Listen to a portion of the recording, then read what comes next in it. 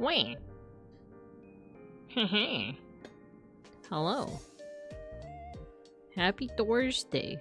It feels more like Friday, but it's Thursday. Hello, hello. How you guys doing? Hello, harpsichord enjoyer. You got your sticker. Shelby, you got your sticker. Folk, you got your sticker. Hello, hello. How you guys doing? Been a minute. And I'm excited to solve some mysteries. I'm pretty excited. And I'm pretty excited because I'm free. I'm free from the office. I don't have to go back into the office until next year. Calendar year. I'm excited. I have more free time. So much time to do activities. So much room for activities. I'm free, and I kind of wasted today. I kind of just potatoed for most of the day. But you know, that's recovery time. It's recovery time. Cosmic Idol, hello. You got your sticker. Hello, hello. Let's get to class, shall we? Let me see if my my tracking is working. Let's see. Yeah! Wait, let me recalibrate actually so that I'm looking forward when I'm actually looking forward. Give me a second. Give me a second. There you go. That quick snap. The quick like, whoa. Back school, hello. Hello, hello. Congrats? What's the... Oh, congrats on like not having to go back to the office. Yeah. I'm pretty excited. I'm pretty excited to just have some free time. Though, my thoughts are still gonna be filled with a little bit of dread until Christmas because I still haven't completed my Christmas shopping. I did a little bit of Christmas shopping today, like the teensiest bit, but there's still more to be done, and I've decided to go the creative route this year and make a lot of art. However, I need to actually do the art. I need to actually make it, so curses. It saves me on money because I already have all these art supplies, but it costs me in time. I still log in tomorrow for some meetings. Oh man. Oh yeah, I still have like virtual meetings, but I'm just not physically at the office for the rest of the year. Though tomorrow is pretty much the last like online meeting that I have.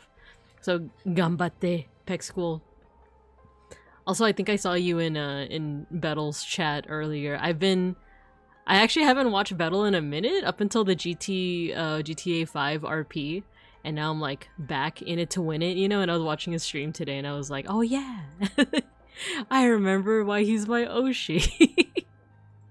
How could I have forgotten? Now that I have like more time to like enjoy the Gavin Betol, the Gavis Bettel, the galvanized Benadryl. Today was pretty funny with the crowds. Where is the crowd? Where is it? Where's the crown? Not knowing that he has 3 crowns in the top right. And then the second time he couldn't find it, poor guy. Yeah, I was geeking out, man. I was geeking out that he was geeking out. Like every time he said like a dinosaur name, I was like, oh, one of us.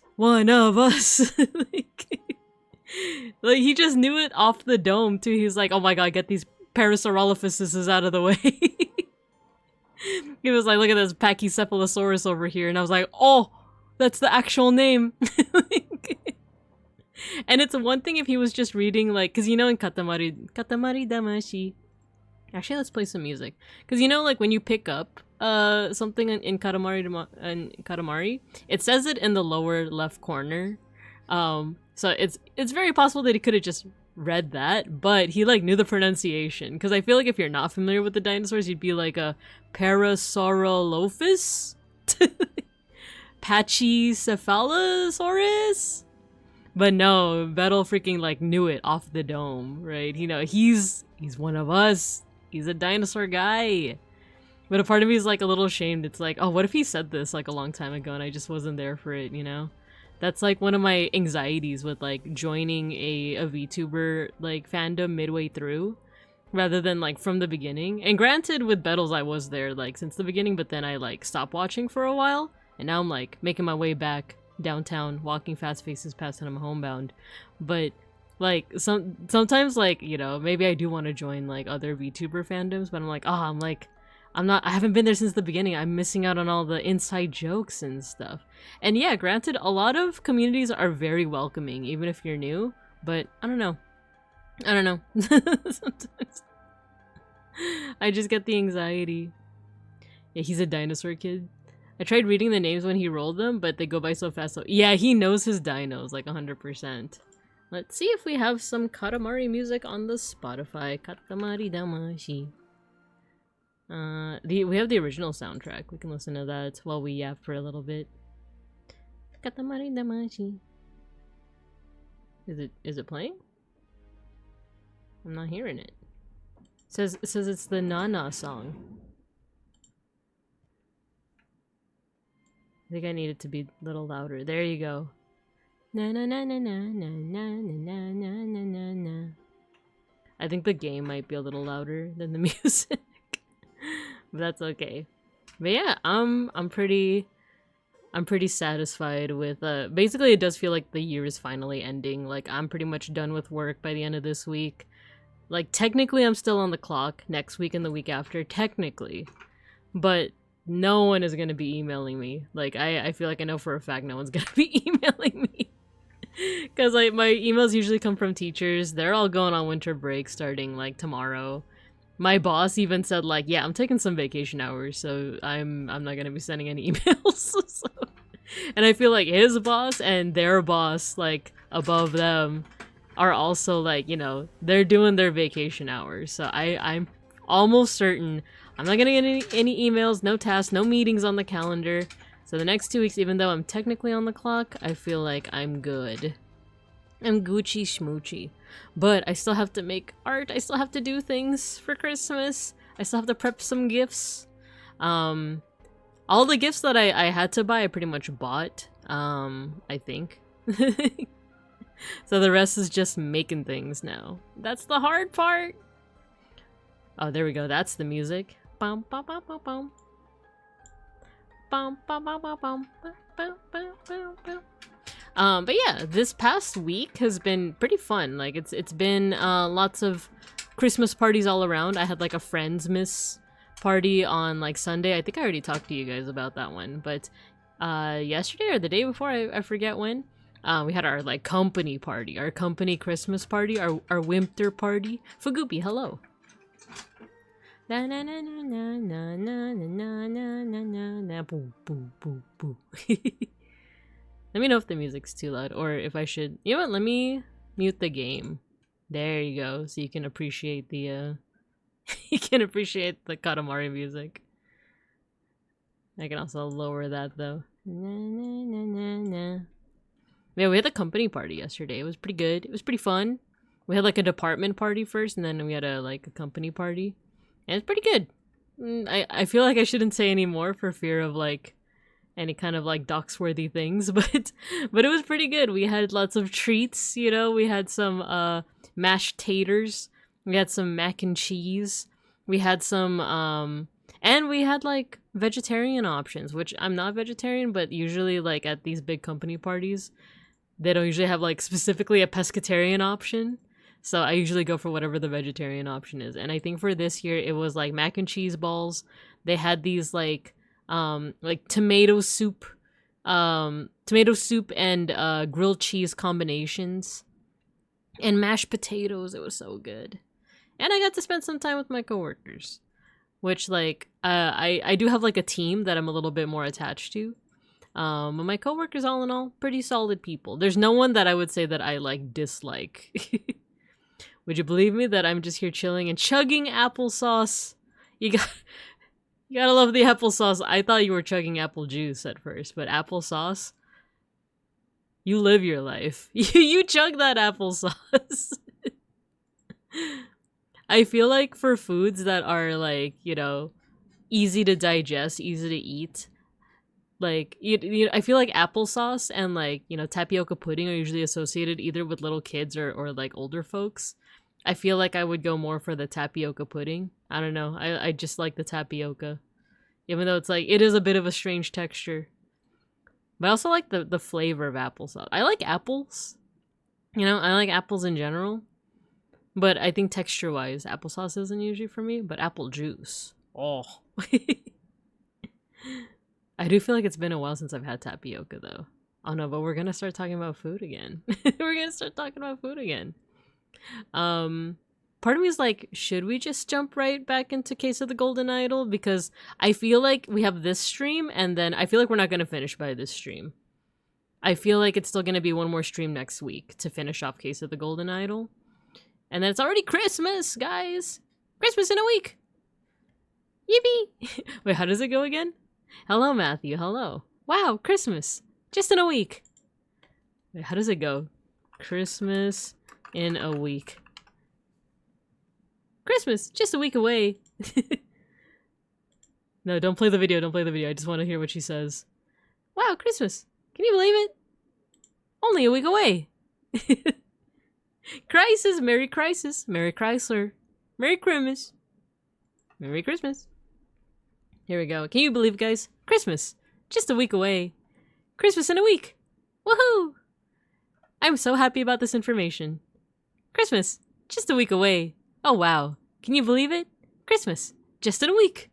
It got here so fast! Christmas! I feel like that's like the new Christmas meme, whereas like the one before was like the one from the Vine, right? Like, Merry Christmas, Merry Christmas, Merry Chrysler, Merry Crisis. Is that I feel like that's the same Vine person that does the like, we're all children of Jesus, kumbaya, my lord, and it's like someone doing a line of coke. I feel like that's the same person, isn't it? Is Saint Young Men technically a Christmas anime? Arguably, if there's like a birthday Jesus episode, right? The one scene that I like vividly remember from Saint Young Men is the one where like they're in a sauna and like Jesus is just talking to like a Yakuza guy or like an implied Yakuza guy. And he's talking about like he's just like he never outright says he's Jesus, but he's just like talking about stuff from his life where it's like, yeah, the authorities, they got me, you know, and they put me away for a while, but I came back. And the Yakuza guy's like, whoa, you sprung out? How'd you do that? And Jesus is like, it was the will of my father. And the Yakuza guy's like, oh my gosh, this guy's like Yakuza royalty. I love that. I think so, yeah. Kumbaya, my lord. I just love the way she like glares at the camera when she's like, we're all children of Jesus. No, wait, I need my toggles for this. Welcome to Bible camp. We're all children of Jesus. Kumbaya, my lord.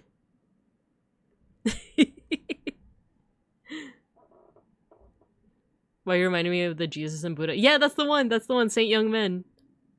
Saint Young Men is the Jesus and Buddha roommates anime, and they were roommates. I remember I loved the manga. Like, it was one of those like hipster things where it's like, I read the manga before the anime came out, but I also wasn't able to watch the anime when it first came out because I feel like it wasn't on any streaming service for a while. But this was also like at the cusp of when people were transitioning from like torrenting to like streaming on Crunchyroll. Like Crunchyroll, I feel like was still one of those like illegal streaming sites like Kiss Anime, right? And it wasn't like a while until it became like, you know, like the legit, like the known like anime streaming service. But like at the cusp of it, I think that's when Saint Young Men actually came out. Because I remember reading the manga because like just the idea of it, like, you know, appealed to me. It's like, oh, Buddha and Jesus just living together as roommates. What could go wrong? And then the anime came out, but I couldn't find anywhere to torrent it, or I forgot what it was. Like, I forgot why I just couldn't watch it for a while. And then it was until like much later that it started being like broadcasted on things like Crunchyroll or Hulu or wherever it's being streamed on right now. The pirating site on Crunchyroll, bastion of free media online. Man, yeah, ironic, right? How things are kind of reverting back to like it's time to torrent legally, of course, just completely legally. I mean, don't torrent. Get your anime and stream your things all completely legally. You did what you had to do to watch your favorite anime. Exactly. And I love like during the torrenting era when like you had your choice of different like subgroups, like subbing groups. If you wanted the quick one, there was like a group that was just like the quickest group. That's like, they were very straight laced. They were just like, their whole pull is that they were the first people to come out with their torrents, right? I forgot all these like group names, by the way. But then if you waited a little bit longer, you got like the better quality ones with like the karaoke subtitles for the opening, and like they tried a little bit harder with like translating things that weren't just like, for example, if it's like a letter, like they would actually like put the text over like the Japanese text on the letter, you know? Yeah. I still remember 3 to 5 part episode on YouTube, and one part is missing or in Spanish. Yeah, I was a bit of an elitist. I kind of went that route if I really wanted to watch something, but otherwise I was always like, no, I will torrent because I want the best quality. Like, I was a real stickler for like quality. And I think that's why when Crunchyroll first came out with like its subscription service, I paid for it. I paid for it even though people are like, you could just get the same thing for free on like Kiss Anime. But I was like, oh yeah, but the quality is like so crappy, you know? Like, I don't like the quality of it. And then later on, once like you know, before Kiss Anime finally was taken down, I think the quality was fine. Like, I think I went back to watch something on Kiss Anime and I was like, you do have to like wade through the ads of like, you know, enlarge your beanits, you know, but like other than that, the quality was actually fine. I don't know why I was like such a stickler for like, no, I'm not gonna take the free option because I like the quality of Crunchyroll. And now look where I am, regretting my actions. Mega Bronson, hello. Hello, hello. Whenever I see this title screen, I think of an award show. I mean, the Golden Idol does look like an award, right? I didn't realize that, like, this is actually the idol. Because you even have, like, the symbols in the back, right? Oh, that's right. I took notes. I took notes during my last playthrough. Where did I put them? Where did I put them? I put them in my private Discord server. I even organized them after the stream last week. I organized them, so now I remember who, like, all the Cloudsleys and the Batleys are.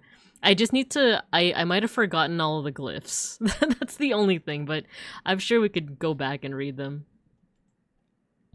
Let's see. Random sharing the Rama 1.5 scan. Yeah, exactly, on like GeoCities or Angel Fire. The War. Time to watch Naruto on YouTube in 7 parts, but part 5 is missing for some reason, so I have to find a different video that has it. Exactly. You're rat nugget. Yo, thank you for the 10 stream streak, Mega Bronson. Let's freaking go. Let's freaking go. Look at the cats. Look at the cats. They're so cute. They're just loafing. Oh, pet the cats. You pet the cats. There's one thing that I want to do. There's one thing that I want to do before we get straight into the case of the Golden Idol. I was once again inspired by my new Oshi Sklimbo. Pet Mr. Pancakes. Let's do some food wordle. Wait, what was it called again? The food guesser? Yeah, food guesser.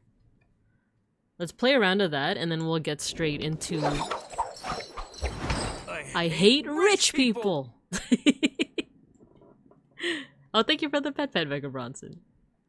I do love that redeem. I hate rich people. Okay, let's guess some food, shall we? Let's guess some food. What is this?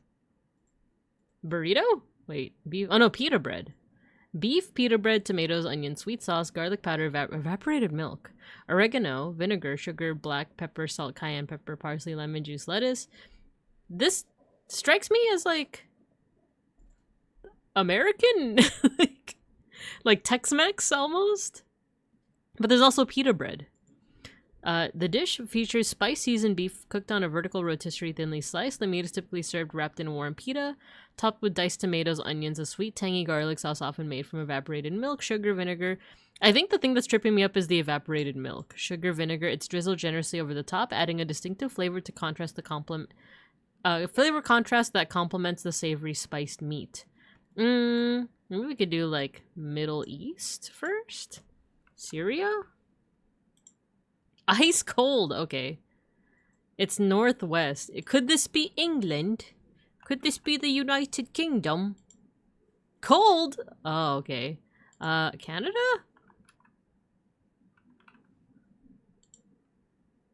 It's Canadian. Okay, okay. What is this? A Donair? Donair? Is a popular dish in Canada, particularly in the Atlantic provinces. It's a variation of doner kebab. Oh, doner kebabs. Consistent of meat cooked on a vertical rotisserie. Ah, okay. The pita bread was kind of throwing me off because it's like, oh, Middle Eastern, but it also feels a little American in a way too, but good to know that it's from good old Canada. I did my daily today. I don't remember how well I did. That's me with like Wordle all the time. Ooh. What is this? This like, I don't know, immediately is like Filipino? but let's see. Rice vermicelli, tamarind paste, dried shrimp, bean sprouts, tofu puffs, shrimp, garlic, shallots, chili paste, lime, eggs, chives, peanuts, coconut milk, chicken. This feels Thai, but it's Southeast Asian, right? It feels Southeast Asian. But it also seems Filipino. Let's do Thailand first because it has the peanuts. It borders Thailand, so it's probably not the Philippines. Vietnam, maybe? Siam? Oh, Cambodia? Because I know, isn't Siam like the old name for Thailand? Cambodia? Warm. Okay, so it's the other side of Thailand. Let's look at a world map, shall we?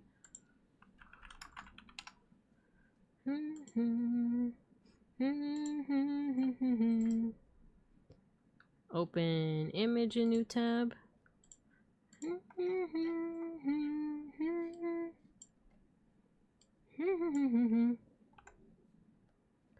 Ah, okay, so we did Cambodia, we did Vietnam. Oh, Vietnam doesn't even border Thailand. Ooh, okay, so we have Myanmar or Laos. Could also be Malaysia. It could also be Malaysia. Peanuts. 8,921 final score. I think you might do better than me just because like I'm struggling with the Southeast Asian dish. Let's see if Malaysia is what we're looking. It is. It's Malaysia, Singapore. Good job. Good job, Mega Bronson. Lonely Rolling Star, my beloved. I know it's been a minute since I've heard this song. I miss playing like the original Katamari. Katamari Damashi. Okay, so this is Mi Siam or Sham? Oh, Siamese noodles. Oh, so it is kind of from Thailand. Ooh. This looks like a spiced wine. I actually just had this. I actually just had like a spiced wine at like a Friendsmas this past weekend. Red wine, sugar, cinnamon, lemon, orange, peaches, brandy, clove, apple, pear. Traditional beverage made by simmering red wine. Yeah, I feel like this is like spiced wine. Well, my friend said that it's Greek, but it might also be like an American thing. Let's go. I actually didn't know Malaysia bordered Thailand. Yeah, I always like separate. I like mentally separate mainland Southeast Asia from like archipelago Southeast Asia. So I'm also, because I know like Malaysia, Indonesia, Philippines, Singapore, those are all like archipelago like Southeast Asia. And then you have mainland Southeast Asia, which is like Laos, Thailand, Vietnam, Cambodia.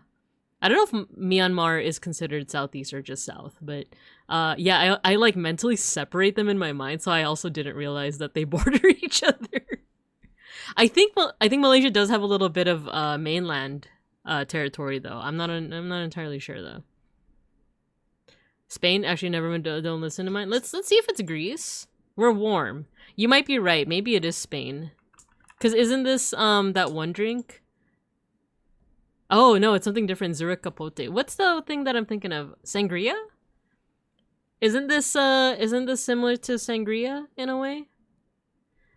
But yeah, that good guess. Once again, good guess. Zura Capote, often referred to as Zura.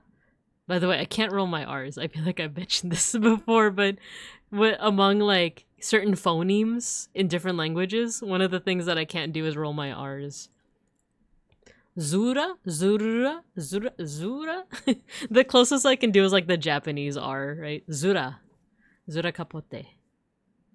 Oh, it's, let's see, popular in the regions of La Rioja, Navarra, and the Basque Country. Oh, it is similar to sangria. Ah, I see, I see. I was gonna make sangria on our trip. Ooh, I was thinking about it, but the cooked wine and whatnot threw me off. Sangria has fewer ingredients. I don't know why I had more ingredients. I do like sangria, but I haven't been able to drink a lot of alcohol lately just because I'm like paranoid about my gallbladder acting up. I did have like the teensiest bit of spiced wine at the Friendsmas this past weekend. And it's mostly because it was so aromatic. And my friend, she wanted us to try it out. And I didn't feel like... I wasn't like pressured or anything. It was just more like, oh, you know, I'm sure if it's just like a little shot glass worth of wine, I'm sure it'll be fine. And it was fine.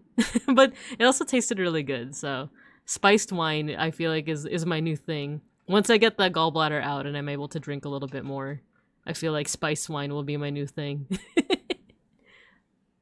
I was thrown off by the spice wine. I thought it was Sweden or Denmark. Yeah. If it wasn't for the Friendsmas that I just had, I feel like I wouldn't have thought Greece at first. Because like she's very much into like Greek culture. So like I thought that the spice wine was like from there, but it does make sense that it's Spain because of like, you know, sangria is also from there. All right, let's see. Oh, we got 12,000. I don't know why I thought that was 5 rounds. I think the other ones have like 5 rounds. I mean, I'm down for more rounds if you guys are. But yeah, I got 1,200 today. And we got a good spread. We got Canada, Malaysia, Spain. Let's do a couple more rounds and then we'll hop right to it, shall we?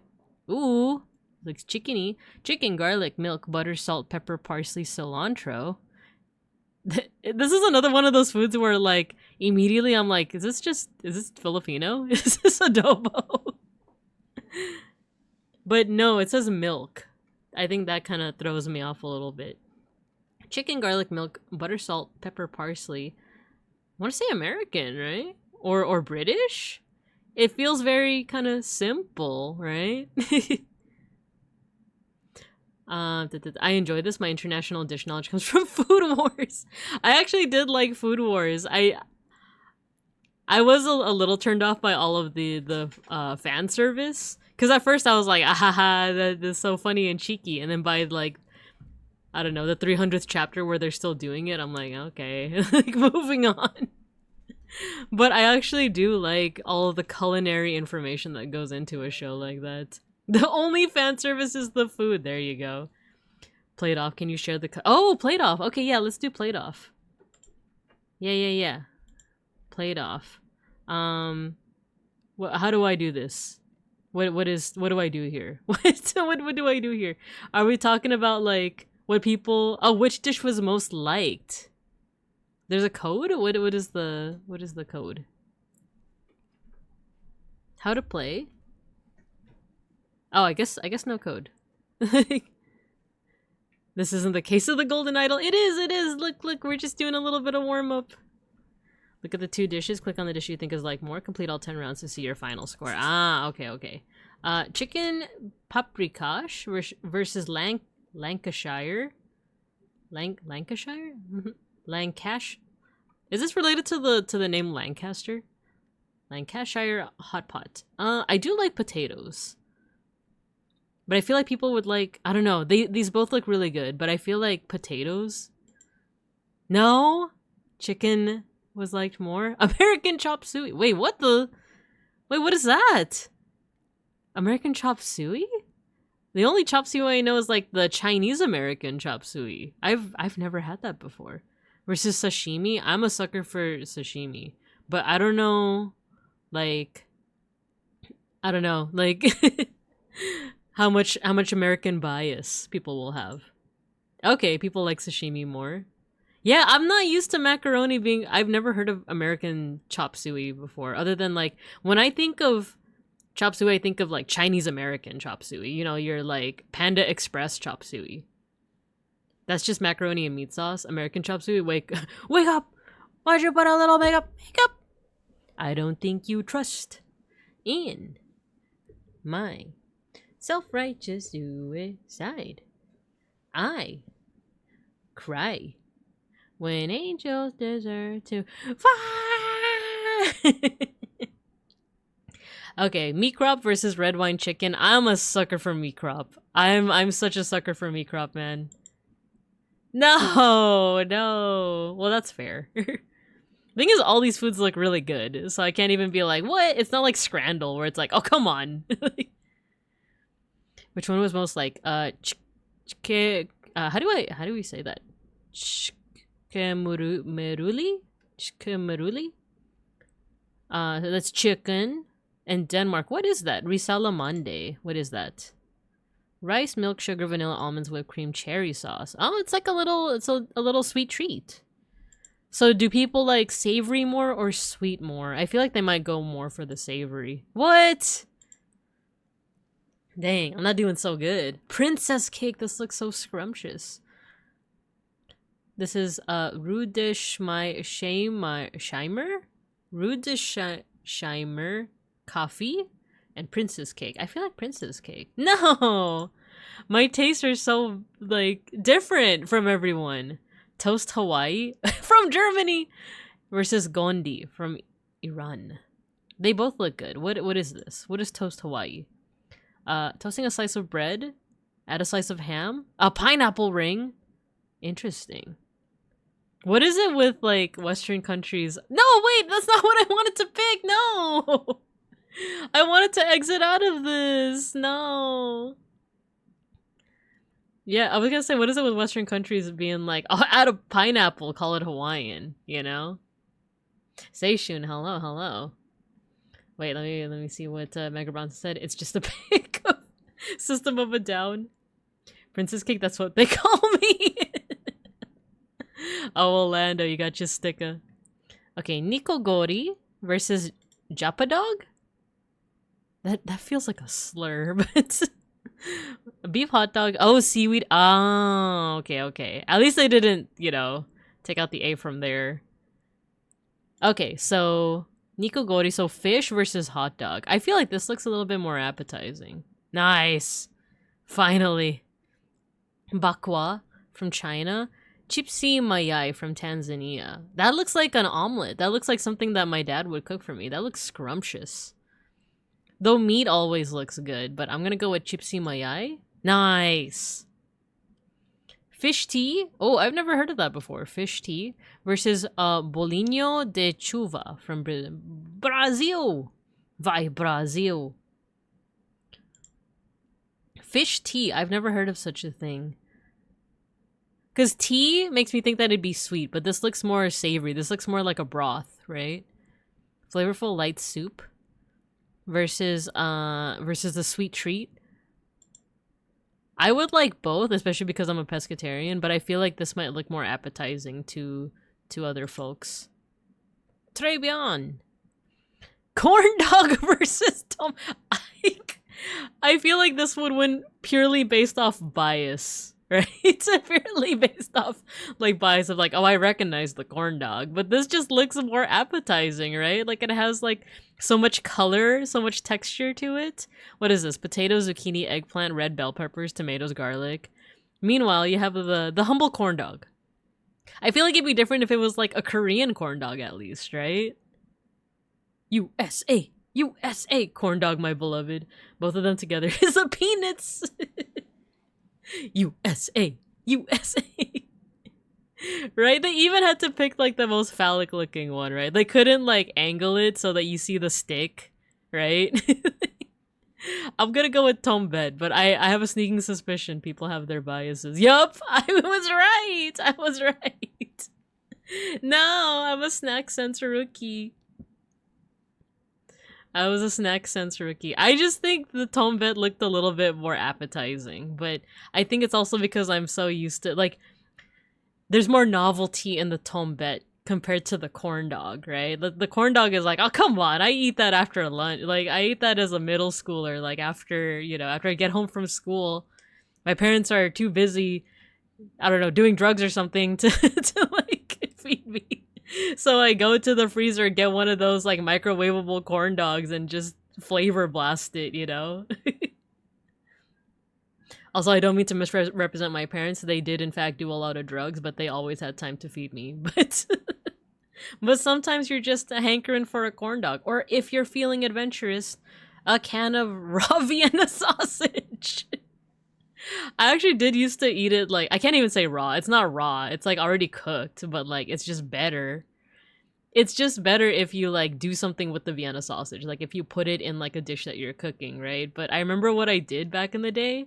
Like, my struggle meal was, like, just open up the can and either eat it uncooked or you, like, put it in the microwave, but you have to poke holes in it. If you don't poke holes in it, it, like, low-key explodes. So, like, that was one of my struggle meals alongside the, what did I tell you guys about before? The butter sandwich.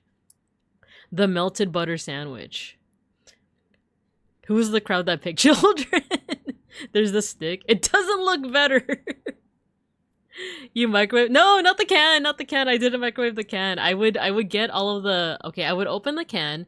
You have to drain the liquid because you don't want the, like, you don't want the little hot dog water. Or at least I didn't like it. I didn't like the hot dog water. You drain it and then you put the, what is it, like six hot dogs on a plate, 6 mini sausages on a plate, and then you microwave it. But you have to poke holes in it. Like, you have to use a fork to poke some holes in it. Otherwise, it, like, explodes. When I was 14 and home alone, sometimes I'd just be snacking on the raw wieners. Yeah, see? Okay, I feel better about what I said then. Because sometimes I would just have it uncooked. Like, I would just open up the Vienna sausage, clear out the liquid, and just, like, eat it out of the can with a fork, you know? Oh my god, okay. Yeah, the Vienna sauce. You know, exactly, Orlando. You could just eat that uncooked, right? It's just as good. It's just as good. All right. We gotta jump into some mysteries. So we gotta use all the knowledge we gained from talking about sausages to solve some mysteries, to solve some moidahs. So if you guys are down for that, let's just go ahead and do it. Oh yeah, and if you guys want to do Food Guesser on your own, I'll give you guys the link. You know, in the meantime. There you go. Foodguesser.com. That's for you guys. My childhood snack was sausages sliced with ketchup and black pepper. Ooh, that sounds good, actually. The real question is, do you drain the juice? I do. I didn't like the hot dog water. I don't like the juice. The Vienna sausage grind set. Yeah, that has to become a sweater. You know, like the antisocial social club. You know those sweaters that say that? I feel like you just need to make that into, like, you just have to adjust the text to say Vienna sausage grind set. And that would sell like hotcakes. The moidahs. I've taken to saying moidahs because I don't know if like algorithms or like the Twitch, if John Twitch is gonna like, you know, because I also just said the what is it, the unend yourself word earlier when I was singing the System of a Down lyrics, and I'm like, oh no, John Twitch and or John YouTube, when I upload the VOD, they're gonna freaking hunt me down for saying that word, you know. Unalive, you know, like I said the unalive word. But also if I say the unalive word in terms of like moidahs, I feel like John Twitch would be like, I'm gonna moidah you, Babinka. Just as a precaution. Just in case, you never know. But let's solve some moidahs. Let's do this. Okay. Let me sewer slide. Yeah, that's a good way to censor it. All right. Let's continue from where we left off. So the story thus far is this guy, Albert Cloudsley. He murdered a guy named Oberon Geller, in order to get the golden idol. This was way back in like the 18-something or other. Oh no, 1700s, 1740s. I also have like some notes right here. And then his son, Sebastian, also dies 40 years later. And then in his will, he names several siblings, and then we get to know them a little bit. I think last we saw, the last thing that... Ooh, what the heck is going on here? This was the last murder that we solved. Where this person was trying to deliver a corpse, and then this big explosion happened, and we learned how the witchcraft of the golden idol works. We learned that like the glyphs in the back all correspond to something. I should have written it down. Oh, and you know what? Let me also... Or actually, do you guys want the Katamari music instead of the... instead of the, you know, the, Case of the Golden Idol default music? We'll do that instead. Because going low tier god, wait, what do you mean? What do you mean? Yeah, I got my notes here. Where is... Oh, here. You can find out how to, like, each of these glyphs means something. So, oh, you know what? We found it here. So this means... You know what? I'm gonna take a screenshot of this.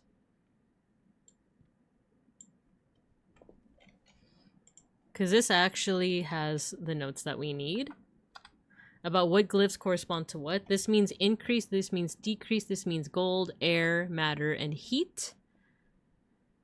So for example, if you do increase heat, that'll cause people to spontaneously combust. If you do decrease heat, it causes them to freeze. So that's kind of how it works. We don't know every symbol though. There is one symbol that wasn't explained, and I think it wasn't that one. Is it this one? It's this one. Because this one is matter. So increase matter, but then we don't know this one. But from this experiment, it seems like, what's his face? What's this guy's name again? It's not Sebastian. Edmund Cloudsley. It's this guy, the one who's like hiding in the... Trapped in the closet. Wait, I probably shouldn't sing that. He's trapped in his, like, he's not trapped, but he's like in this little chest, and he's been experimenting with reviving things. So he made a rotting apple go back to being new by using this spell with the golden idol. So this symbol means to increase. This symbol means matter. I do wonder if this symbol means like life. You know, it's like a T on its side. Yeah. What the hell, alchemy? Yeah, there's alchemy in this game. Yeah, if you guys want to see, if you click over here, you have a rotting apple and a green apple. So this is probably the one that, like, what he started with, and then when he did his, like, spell with the golden idol, then it turned green again. There were also a couple other details with the idol. What did it say here? Upon pulling the trigger, if the glyph input is meaningful, the idol will perform the intended action on the target it can see. If the eye is red, it is ready for this input, the increase input, and it will turn blue. If the eye is blue, you can only perform this input, and it will turn red afterwards. So I feel like that's going to be a clue later on. So I'm actually going to screenshot that as well.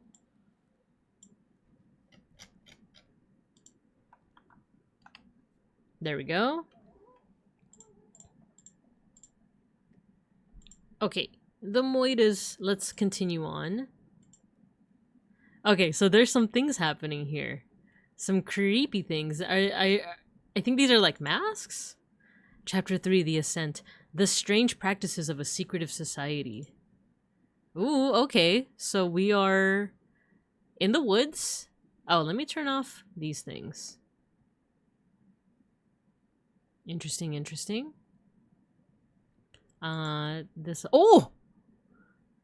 This clue has been added to the thinking panel. Okay, there's a person that's tied up with multiple baggies.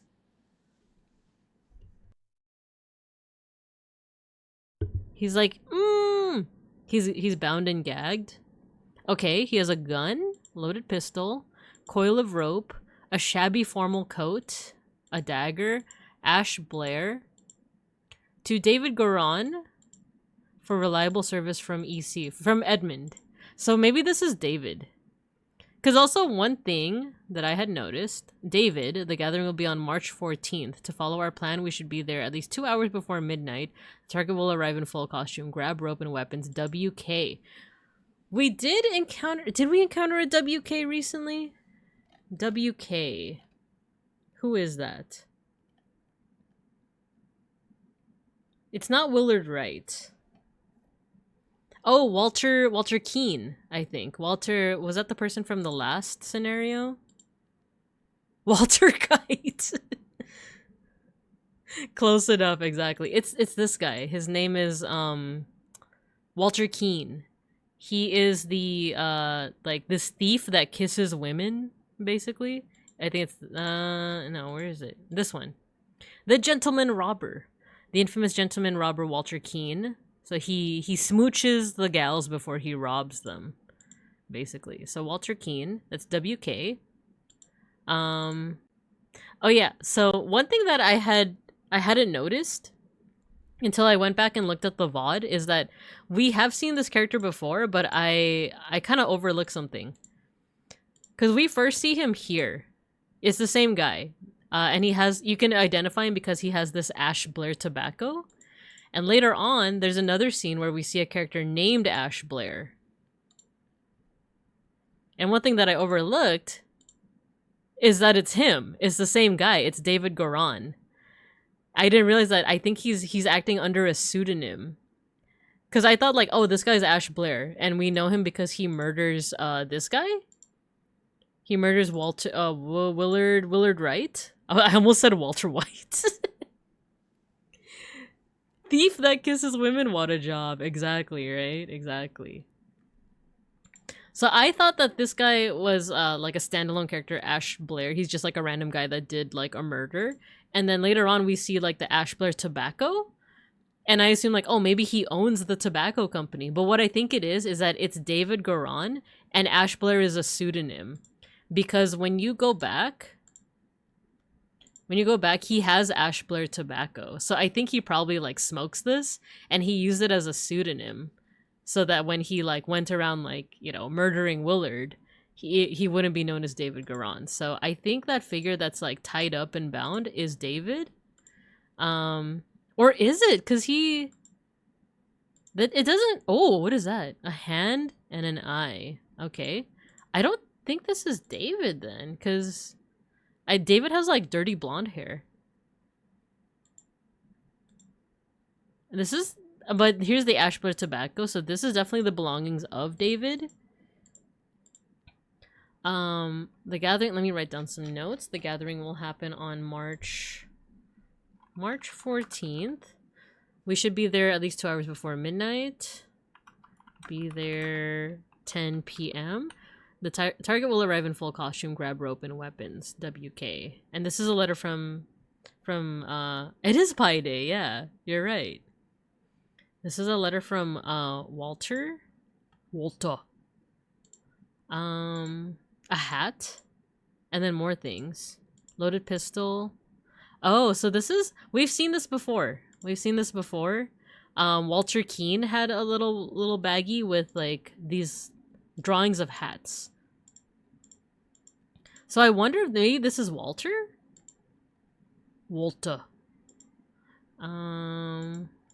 We did see some, ooh, what is this? Ooh. We might have to start turning on hints, or not hints, but there's like a little like to show like where all the clickable stuff is, just so that we're not pixel hunting. So we've seen that. Oh, there's stuff here too. Okay, so there's a variety of tracks. So it looks like someone was here, they got dragged along by 2 people. Yeah, two sets of footprints. So they got dragged off by 2 people. I feel like this is the guy that was dragged. And then the 2 people went in different directions. So this person went this way. This person went this way. Anything else to click on? Oh, there's this. Did I miss something? Oh, we can click on this. The tattoo depicts a hand and an eye. Okay, okay. So we've seen everything outside here. Let's turn this off and we'll go inside. Ooh, secretive stuff. Secretive stuff. Okay, let's look at this. This clue has been added to the thinking panel. The dark hands, the proud beasts, the water snakes. Tag yourself. Brothers wear masks to appropriate to their house. The dark hands, the proud beasts, proud family, the water snakes. Go ducks. Go proud bees. 10 points to Slytherin. What is this? Brother wear robes appropriate to their rank. Okay, so the eye is a master. Steward initiate. The guy outside had the dark hand initiate robe. Right? And then we have some scrolls here. Ooh, okay, okay. January 5th. This is 1789. Is this the same year as... This is 1789. 1789. Masters, I ventured on the Order's mission to reclaim our fire-breathing relic, and with great resolve, punish the despicable enemy. I, with a few brave companions, fearlessly entered this hideout in a remote hunting cabin. But the devil had prepared a treacherous trap, and an explosion slaughtered my dearest friends as we entered his study. Thanks to my sturdy physique, I survived the blast only to be assaulted by the enemy's lackey, assassin warrior David Goran, and a pack of bloodthirsty hounds. After an hour of fight, I received numerous deadly wounds, in spite of which I prevailed and defeated my assailants with my martial training. I discovered the enemy's dead body, slain by the trap of his own making, but no trace of the relic. I am forced to go into hiding because the government's watchmen are tracking me. Once I've recovered from my deadly wounds and shaken off the watchmen, I will send you the next report. May the Griffin awaken, Walter Keane. Walter Keane, David Goran, enemy, fire breathing. So the fire breathing relic is obviously the idol, because the idol has the ability to breathe fire. This is from the, well, we know from here it says it's Walter Keane, because he's the gentleman burglar that, you know, kisses the women. He was there in the previous scene, so we do know that it was him. Let's see if there's anything else to click on here. Yeah, we got everything we did. So it seems like David Goran is like an assassin working for Edmund. What's this one? This is October 20th? Oh no, so this is 1790, I want to say. Masters, I must apologize 1,000 times for my absence, but my road to recovery was full of peril and valor that cannot be sufficiently conveyed in writing. The government dogs and spies chased me tirelessly as I was and I was forced to seek refuge in Aquitania to recover from my still dire wounds. There I finally bested my pursuers with the help of Lazarus Hurst. Let's get that name. Lazarus Hurst. A young, resourceful gentleman whom I met in the remote manor one dark winter's night. Not only did he earn my trust by stepping into the fray against the villains, but he turned out to be well versed in the arcane arts. Of course, not yet close to your skills. I have finally recovered and plan to return to Albion. I suggest that Lazarus would be a fine addition to the order. I vouch for him and will invite him to undergo the appropriate trial. May the Griffin awaken Walter Keene. Interesting. So what's the date of this one? This is January 5th, 1789. This is October of that same year, so he's recovered by now. He met someone named Lazarus who seems to be helpful to him. And what's interesting is Aquitania, isn't that a part of France? Or like old France? And then Albion is like an old name for England? Is this a code for like, I plan to return to England? And then here you're in like a specific part of France? Interessante. Anything else to click here? No. And then what's this one? January 16, 1790. I plan to return to Albion, Albaz, after the Ecclesia during the Battle of Golconda. Alright, so January 16... Oh, so it is 1790. Okay. Hold on. Okay. Sorry, I needed to burp. Illuminated Masters, I object to the admittance of our individual Lazarus Hurst to our brethren. I submit that our dark-hand brother, Walter Keene, who vouches for him, cannot be trusted because he is a liar and a thief. I am certain that on dispatching our enemy, he kept the golden fire-breathing relic for himself. Nothing will move me on this. He must produce the relic, apologize personally to me, and afterwards be expelled from our brotherhood. Sir Geoffrey Sinclair. So that's another name for us. Walter Keene. Anything else to click on? Oh, Lazarus Hurst. So Walter is trying to vouch for Lazarus to join this freaky deaky cult. But Geoffrey will not have it. That's what we have so far. So right now it's presumably March 14th, 1790. So at least we now have a date. We have 2 branching paths. Is there anything else I'm missing from here before we move on? Let's go here. Oh! What is happening? This clue has been added to the thinking panel. Oh, are these like trials? I feel like we might have seen this person before. What is this? A house? This person is lifting the house on their back. This person is eating something with no mouth. A fish. This is modern art. I should know. I'm an art historian. This is lovely art. A fish sitting in a house all by their lonesome.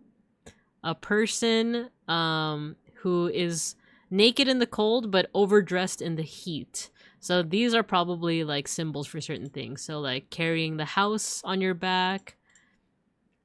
Maybe abstaining from food. Being flaccid. Like, being, I don't know, like thinking really hard, you know? Ruminating, if you will. And then, you know, bearing through the elements, maybe? Very Dali-like, exactly. We do have an ad break coming up, by the way, so we must ruminate on this piece of art before we proceed. A friend once told me if something makes you feel more than 2 emotions, it could be considered art. Yeah, I actually like that metric. I like that metric, because, yeah, I feel like there's a lot of art that people would be like, I don't like this, it doesn't feel like art. Well, that's one emotion. Anger, and then confusion is another, so therefore it's art.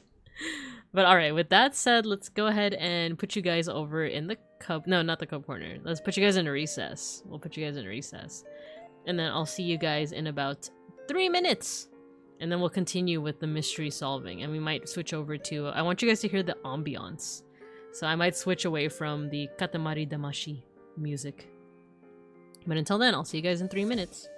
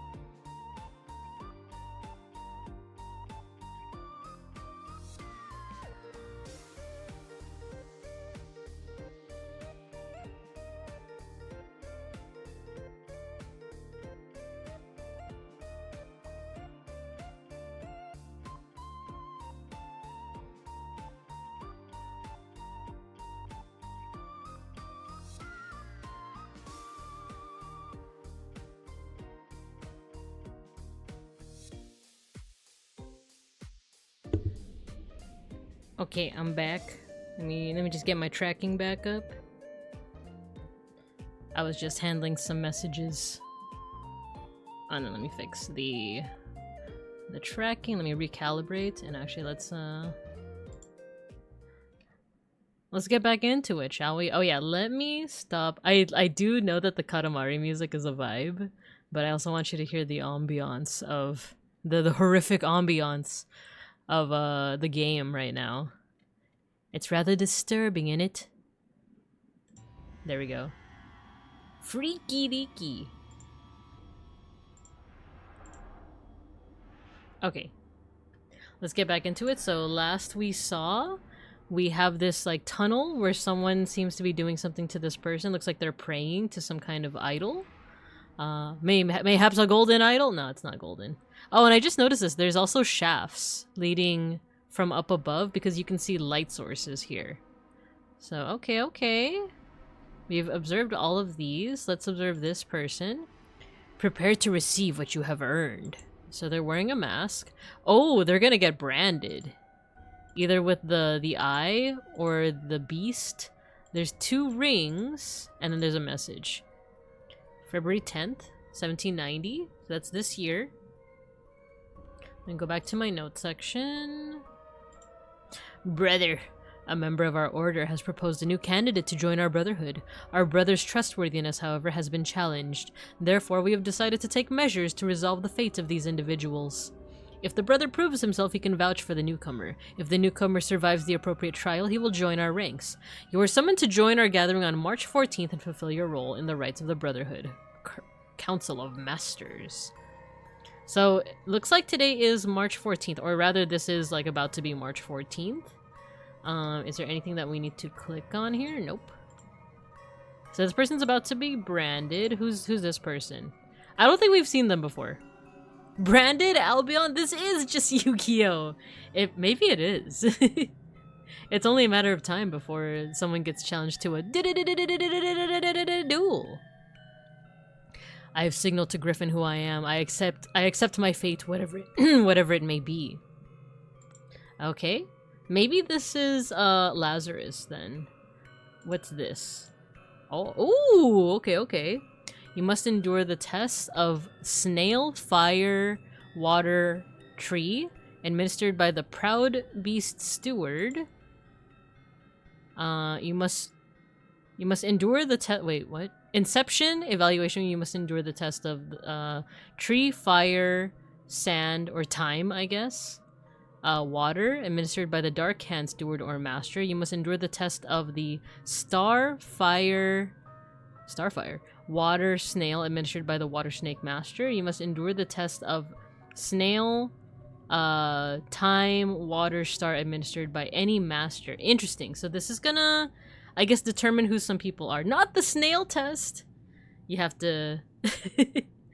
I'm trying to think. You have to let snails slither all over you. Specifically snail tear. Wait, I just realized, because these two are right next to each other. Maybe these are the trials? Because look, holding like your house on your back, kind of similar to a snail. Fire and water, I feel like maybe that has to do with this. Like maybe like you have to wear a lot of heavy clothes in the sun and wear nothing in the cold until you sweat. So that's fire and water. And then the tree, maybe? What is this? Like you can't eat? Maybe you abstain from food? This one is still kind of a mystery to me. It's like, you have to think carefully. I think Mega Bronson said something, right? It's a metaphor for the way we live being parallel to being fish in a bowl. Maybe it is just like you have to ruminate on your life, right? I think there was something here that I was supposed to... Oh, here. Inception... Evaluation, transition, admission. The fire might also be the brands. He's holding the Proud Beast stuff, so maybe this is Inception? Inception! Binkaception. We live in a society. Okay, let's come back to that, unless, is there anything that we missed? Okay, let me actually take a screenshot of this. I feel like this is going to be helpful later on. It's a secret tool, you see. It's a secret tool that we're gonna use later. Ooh, okay, this clue has been added to the thinking panel. I think we're gonna try to identify all these people. I think this is what we're looking at. Okay, so I think this is the last scene that we're looking at. We have a couple of folks who are masked. We have a stained glass window over here. Window. We have some papers here. It looks like there's a lot to click on. So let's start with the papers. Done when an accuser has challenged a defender. Both drinkers must be barefoot. The substance is added depending on the severity of the accusation, including deadly poison. Add substance to one of the cups. Defender chooses the first. Accuser chooses the remaining. Both partake in the wine cups. Interesting. When the accuser has challenged a defender, both drinkers must be barefoot. The substance is added depending on the severity of the accusation, including deadly poison.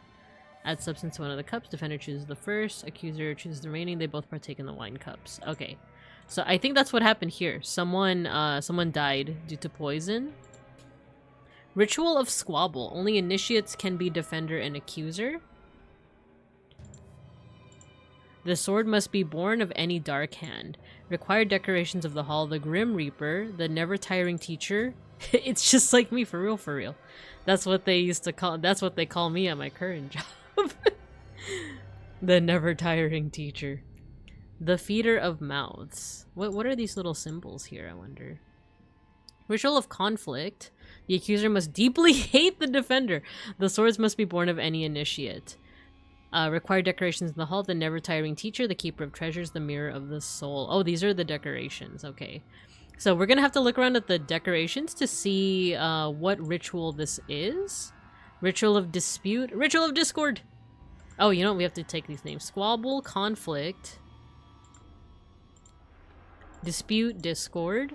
Only stewards or higher rank can be defender and accuser. The scepter must be born of a water snake master. You need the keeper of treasures, the never-tiring teacher, the Grim Reaper, and the ritual of discord. The houses of the accuser and defender stand behind their brothers. The scepter must be borne by a dark hand master. Required decorations in the hall. The speaker to the blind, the Grim Reaper, the keeper of treasures. Okay.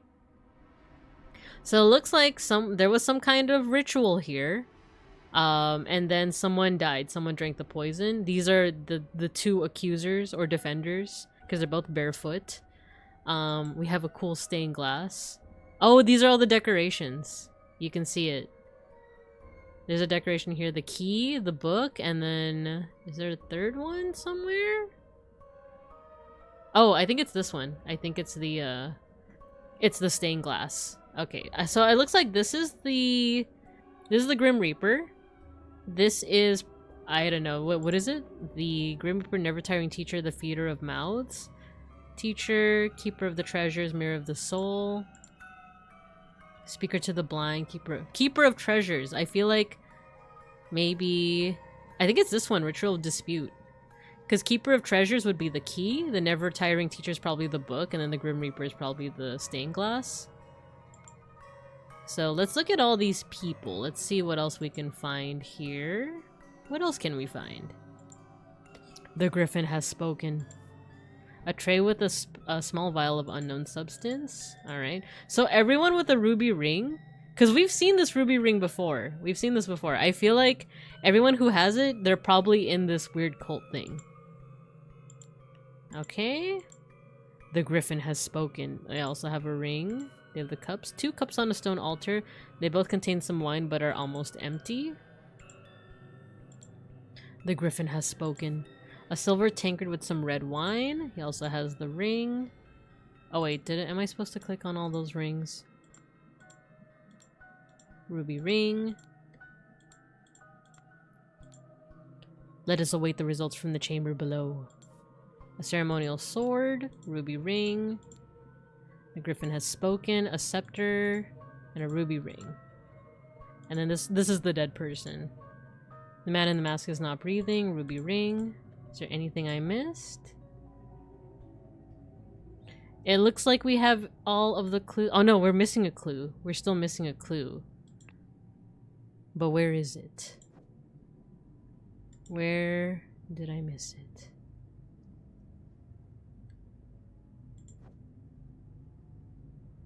I'm not seeing any yellow. Oh no, here. I signaled to Griffin who I am. I accept my fate. Okay, so we have all the clues. Let's see what it is that we need to figure out. Ooh, okay. The ritual of blank, and then we can identify each of these people. Well, maybe not identify, but we can at least identify their rankings, right? So we have a red, we have like a red robe, we have a green robe, and we have a white robe. Let me write this down. So we have red robes, green robes, and white robes. I can already tell this is going to be fun to figure out. Let's go back down here. So we have the dark hands, the proud beasts, and the water snakes. Unfortunately, it doesn't... oh no, it's the mask. It's not the robe. Oh, the robes is their rank. And the mask is their, like, house, family, I guess. So the robe is their rank. So you have Master, Steward, and Initiate. And then the masks are all different things as well. Oh, interesting. Okay. So the rank is the robe, the mask. We have a, like, I guess jade mask? Jade mask. We have a green mask. And then we have a red mask.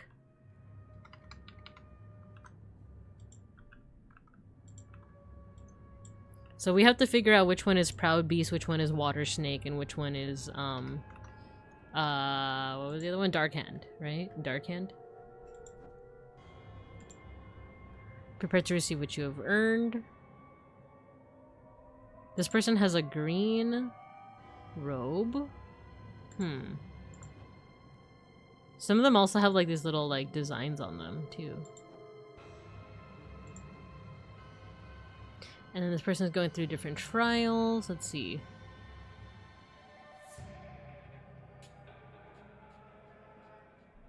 Administered by Proud Beast Steward. Dark Hand, Steward, or Master. So this guy hasn't joined. So I want to say that this is Inception. So he has to go through the snail test and the fire and the water and the tree. Administered by the Proud Beast Steward. So let's go under the assumption that Steward is green. Steward. And the red mask is Proud Beast. Because, like, he even has the little, like, thing for the Proud Beast as well. The like, branding for it. And then I feel like I said, this is Ritual Dispute probably, because, look, we have the decorations here. We have... well, what I'm assuming are the proper decorations, because it says for dispute you need the Keeper of Treasures, so the key. Keys usually open up treasure. The Never-Tiring Teacher, a book. A book is always, you know, teaching people. And the Grim Reaper, it literally has the Grim Reaper on it. So actually, going off that, so if it's the... Only stewards or higher can be defender and accuser. Okay, so these must be 2 stewards. What do we have here? Yeah, and it kind of tracks because downstairs we said that, like, green equals steward. So let's do this. So look, let's say that this is a Proud Beast steward. That means that everyone with the green is also a steward, right? So steward. This is a steward. This is a steward. But they all have different masks. This guy also has a red mask, so I'm going to say that that is also a Proud Beast. We just don't know the other ranks. So, let's see here. The scepter must be born of a water snake master. The scepter must be born of a water snake master. Okay, so if we assume that this guy is a water snake master, that means that the white robes are for masters, and the jade masks are for water snakes. Go water snakes. HTTQW5, hello! Welcome. We're solving some culty stuff, some moidahs. And I think we actually might have the rest of this part figured out, because we have at least 2 of like the robes and the masks figured out. So from process of elimination, the red robes are the are the initiates. The green mask is for the dark hand. So let's test out this theory. So you have the initiates. Wait, let me actually read this some more.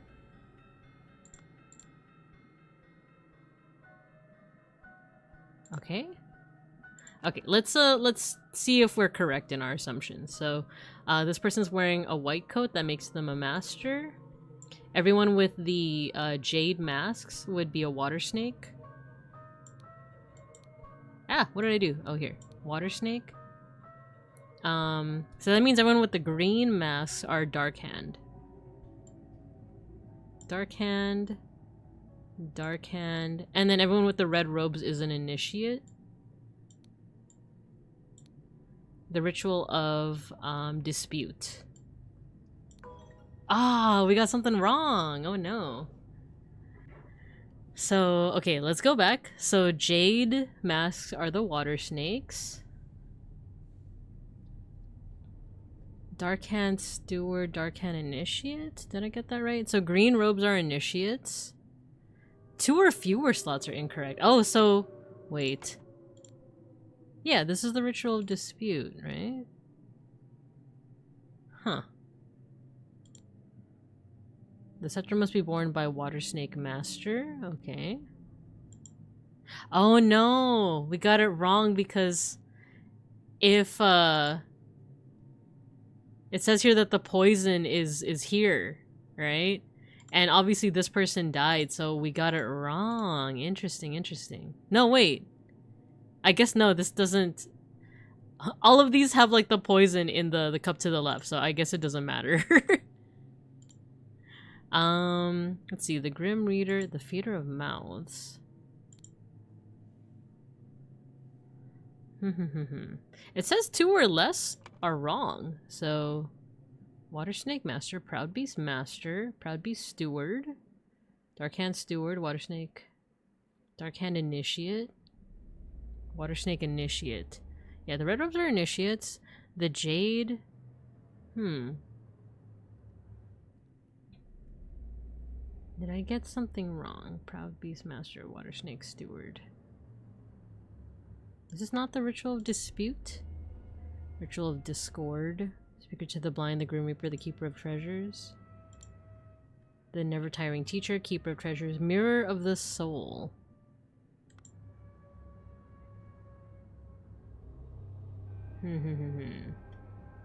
What else am I missing? When an accuser has challenged a defender. And the defender chooses first.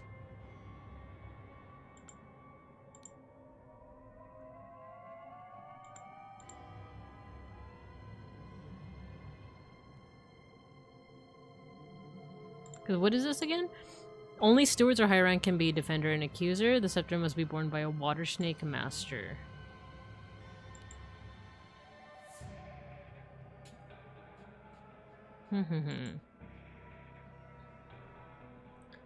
Water snake master.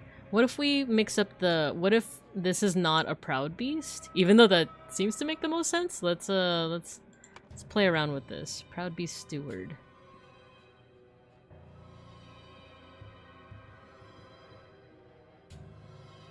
Ritual of... Oh, initiate? Oh, no, that's not it. Inception. Ritual of Inception, and I think this is probably Lazarus Hearst. Is this correct?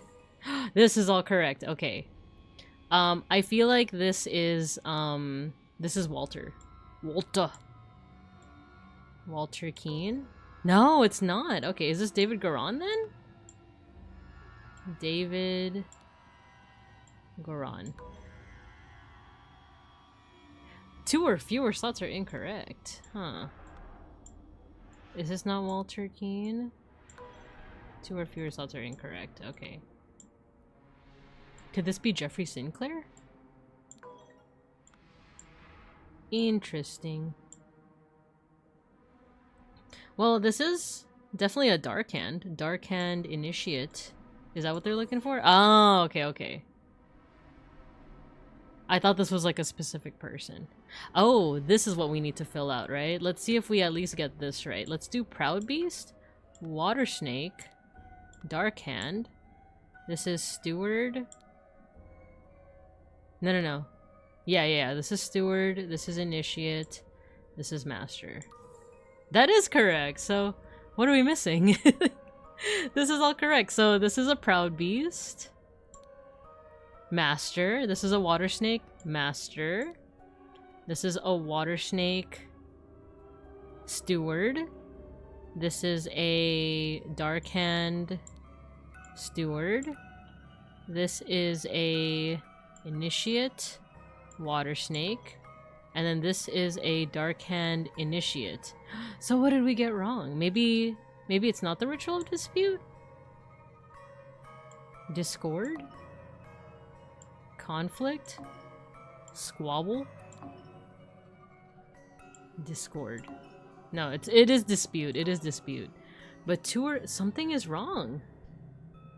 Something is incorrect here. We're missing something. Could it be this guy? Is he not wearing the right robe?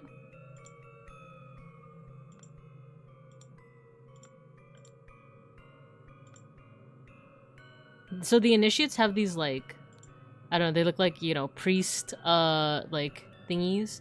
The story with the blanks to left say posing as, so maybe some— oh, there's somebody who's not what they seem. Interesting.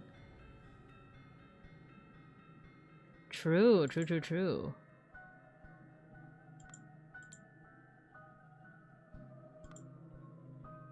Ah, so that's like the little trick here, I guess. So at first glance, this would be the case, but because someone is posing as someone else. The Griffin has spoken.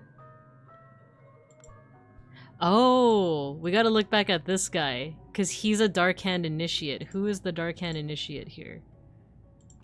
Who is the Dark Hand Initiate? This guy. This guy is, this guy. So someone's posing as this one. Ooh, okay. This is the intruder. This is the intruder right here. Let's see. Maybe? Maybe it's David Garan? We just have to find out what David Garan— wait. Oh my god! We did it! Okay, yeah, that tip helped because, yeah, David's belongings are here next to this Dark Hand Initiate, so he stole this guy's identity. So he's posing as a Dark Hand Initiate, but he's not. He's David Garan. Interesting. The plot thickens. Okay. So now we just have to figure out this, the scroll itself. So blank was— what's the blue? Oh, so a verb? How about blank was either drank, challenge— let's do challenged, to a dispute ritual. He, along with blank, ambushed blank, posing as— okay, let's do this. Dark Hand— no. Dark Hand Initiate, posing as Dark Hand Initiate. Signaled to blank with a blank which— okay. Signaled to Dark Hand Steward with a— oh. With a tankard? Because he's holding a tankard, right? Wait, let's go back. That's what he's holding? Yeah, he's holding a tankard. So maybe let's put here David? I like this Danganronpa, like, yeah, right? Danganronpa. David Garan. Oh no, it's not David Garan, it's Walter Keane. Walter Keane.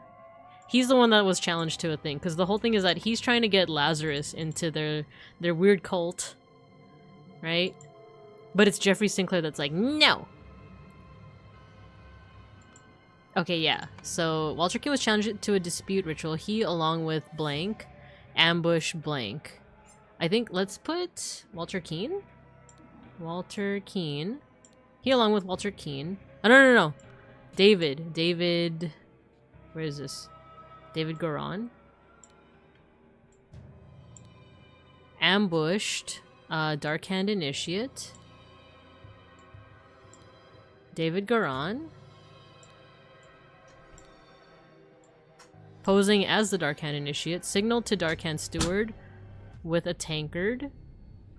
Or maybe this is Walter Keane. This is Walter. Let's put Walter Keane with a tankard. Which cup? Which cup had no poison? Where's the the poisson? Blank. Verb, the other thing, and died. Meanwhile, blah blah had passed the inception ritual. Okay, I'm gonna say this is what's his face? Lazarus Hurst. Passed the inception ritual to become a I think Proud Beast Initiate. Proud Beast Initiate. Jeffrey Sinclair drank the other cup and died. We did it first try. First try. We did it. The scroll has been fulfilled. After being challenged to a ritual with potentially deadly consequences, Walter conspired with David to devise a plan which would ensure his own safety. They captured a Brotherhood member on his way to the gathering. David took his costume so that during the ritual of dispute, he could indicate to Walter which cup had been poisoned. Therefore, Walter chose the safe cup and his opponent drank the poison and died. So yeah, let's take a look at this. Yeah, we did it! We did it! So this is the situation. I know I pretty much just read it, but yeah, Walter and David are this guy. If you guys want to see like their faces. This is Walter. This is Walter, and then oh, so they're in cahoots with each other. They're both in the Brotherhood together, right? Because here's what I'm gathering so far. Let's do a little bit of flashback and see if we can like figure out the story so far. So Albert, the ancestor to this whole family, he killed this guy Oberon in order to get the golden idol. This is what the golden idol looks like. Right? Looks like a trophy. 40 years later, his son, Sebastian, dies. Oh, and he has a ring. He has a ring. So one reason why I'm like going over this again is because I want to see who has a ring. And he has a mask! Oh my gosh. We're catching all these clues now. Okay, so Sebastian, the son of Albert, he looks like he was part of this organization. He died from an accident. He fell off his horse, basically. But he was researching the golden idol, because the things that he was researching was this, spontaneous combustion. So he died, and he bequeathed all of his stuff to the rest of his family. Ignore the spontaneous combustion for now. So here's Albert, the one who originally got the golden idol. Here's Edmund, the eldest. Rose, the eldest daughter. Sebastian, the one who died. And Beatrix, the youngest daughter. So she had also died, but she has a son named Peter. Edmund is kind of like next to succeed. Oh, he also has a ring. He also has a ring. Does she have a ring? She doesn't have the ruby ring. And then we have Edmund. He doesn't have a ring. Interesting. And at this point, what's his face? David also doesn't have a ring. He has a ring, though. And he has the idol. He doesn't have a ring. This is Peter. He's the son of the youngest child, Beatrix. And he just wastes his money, so he was hoping to get the idol to like sell it off. Or he was hoping to get money, basically, from the inheritance, but he didn't. So he told these two like servants to essentially like attack and steal the idol. But this guy, Willard, he burned them with the idol. And this guy saw it all. While he's seeing this spontaneous combustion, he's just saying, interesting. So pay attention to the fact that he carries ash blair tobacco, because Willard is going to be in the next scene. So in this hotel room, Willard is murdered with his he has this ring as well. He's murdered by Ash Blair, who's actually David, the coachman. He's actually David. But he's going under the pseudonym of Ash Blair. He gets murdered. And then here, oh, what was the thing with this here? One of the servant girls was ordered to poison Edmund. But they accidentally got the sister instead, Rose Kubert. So who has a ring here, I wonder? Edmund doesn't have a ring. Interesting. This guy doesn't have a ring. This guy doesn't have a ring. That's Peter. No one here has a ring, I want to say. Right? Yeah, no one here has a ring. I thought for a second the kid would have one. That would have been funny. He also doesn't have a ring at this point. He does, though. So we have to look out for people that have that ruby ring. That means they're part of this, like, secret organization. These two are just, like, lackeys. Does he have a ring? He does not. Interesting, because I thought that Edmund was working... Or, sorry. I thought that this guy was working for Edmund, right? He seems to follow Edmund's orders to a T. But it seems like he might be in cahoots with this guy, with Walter. Okay, so it's a tangled web so far. It's a tangled web. Let's see what the next scene is gonna be. I'm just revisiting this.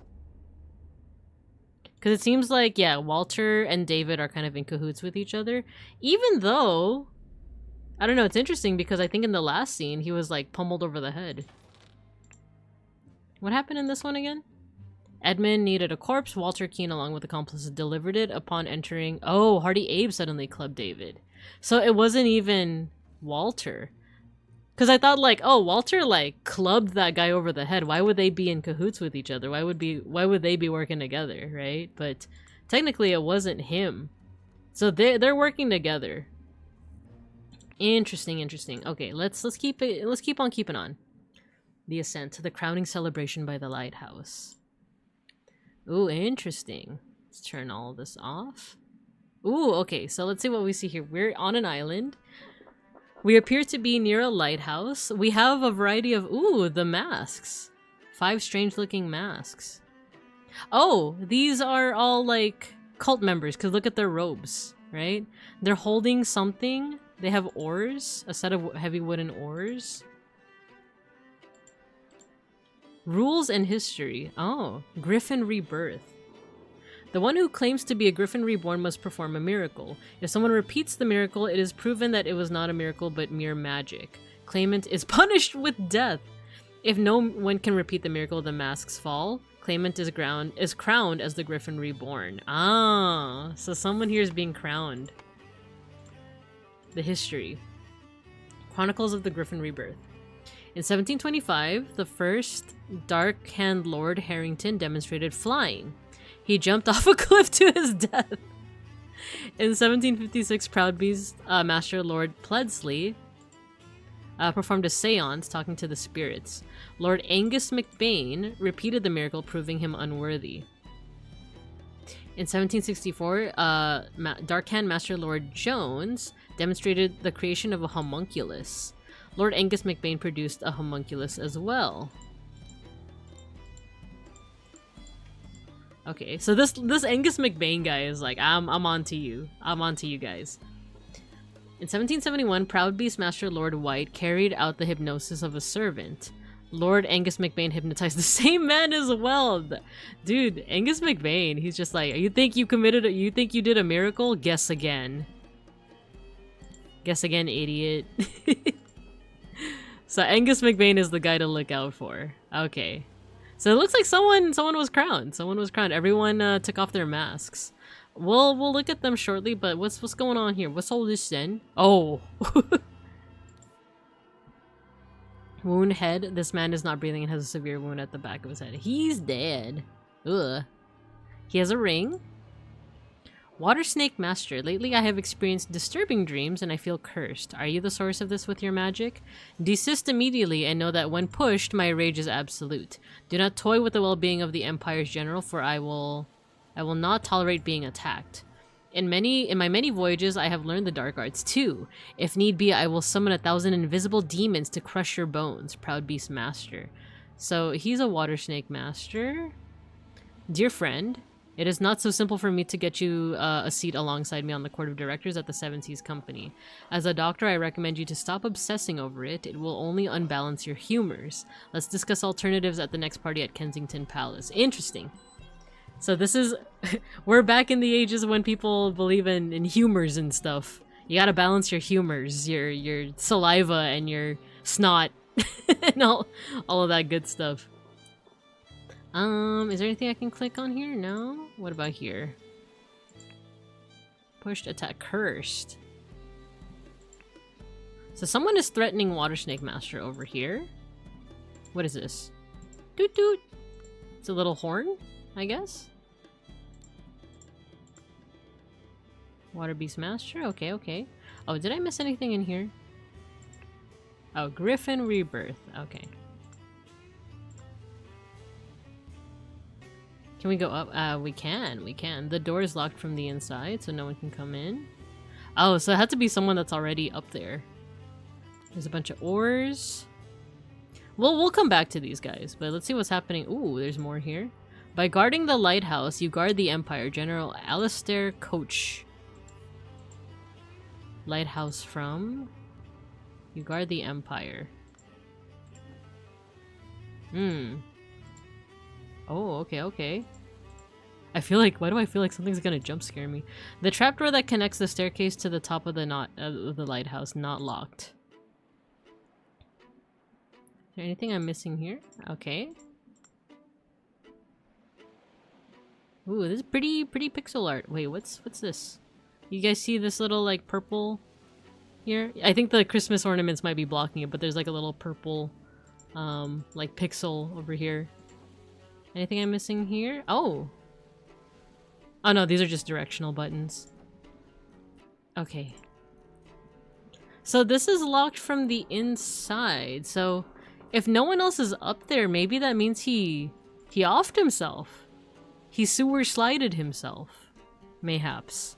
But let's click on all these people and see what we got here.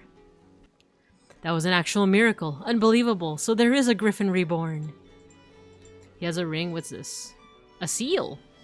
It says IIV, but reverse it would be 7, right? VII. Jade ring, or ruby ring rather. Kneel before the Griffin reborn and make ready. I will lead you brothers to great many changes. Oh, this is, what's his face? This is Lazarus. He's the initiate, right? Ooh, he has the book from Edmund. Miracle preparation after minus, what is this? Minus gold? Minus air. After the minus air input, aim at the sky, press the lever to maximum position and hold for at least 10 seconds. At this point, the idol should be full enough to perform the miracle once.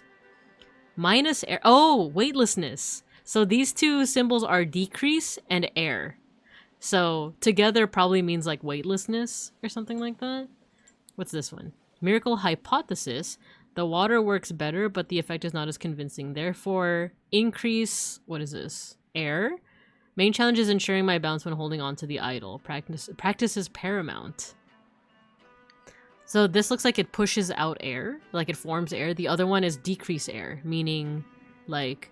You get weightlessness, I think, right? And then what's this? Upon pulling the trigger, if the glyph is... so we've seen this one before. I think this is just a reminder. Let me just make sure that we've clicked on everything. Yeah.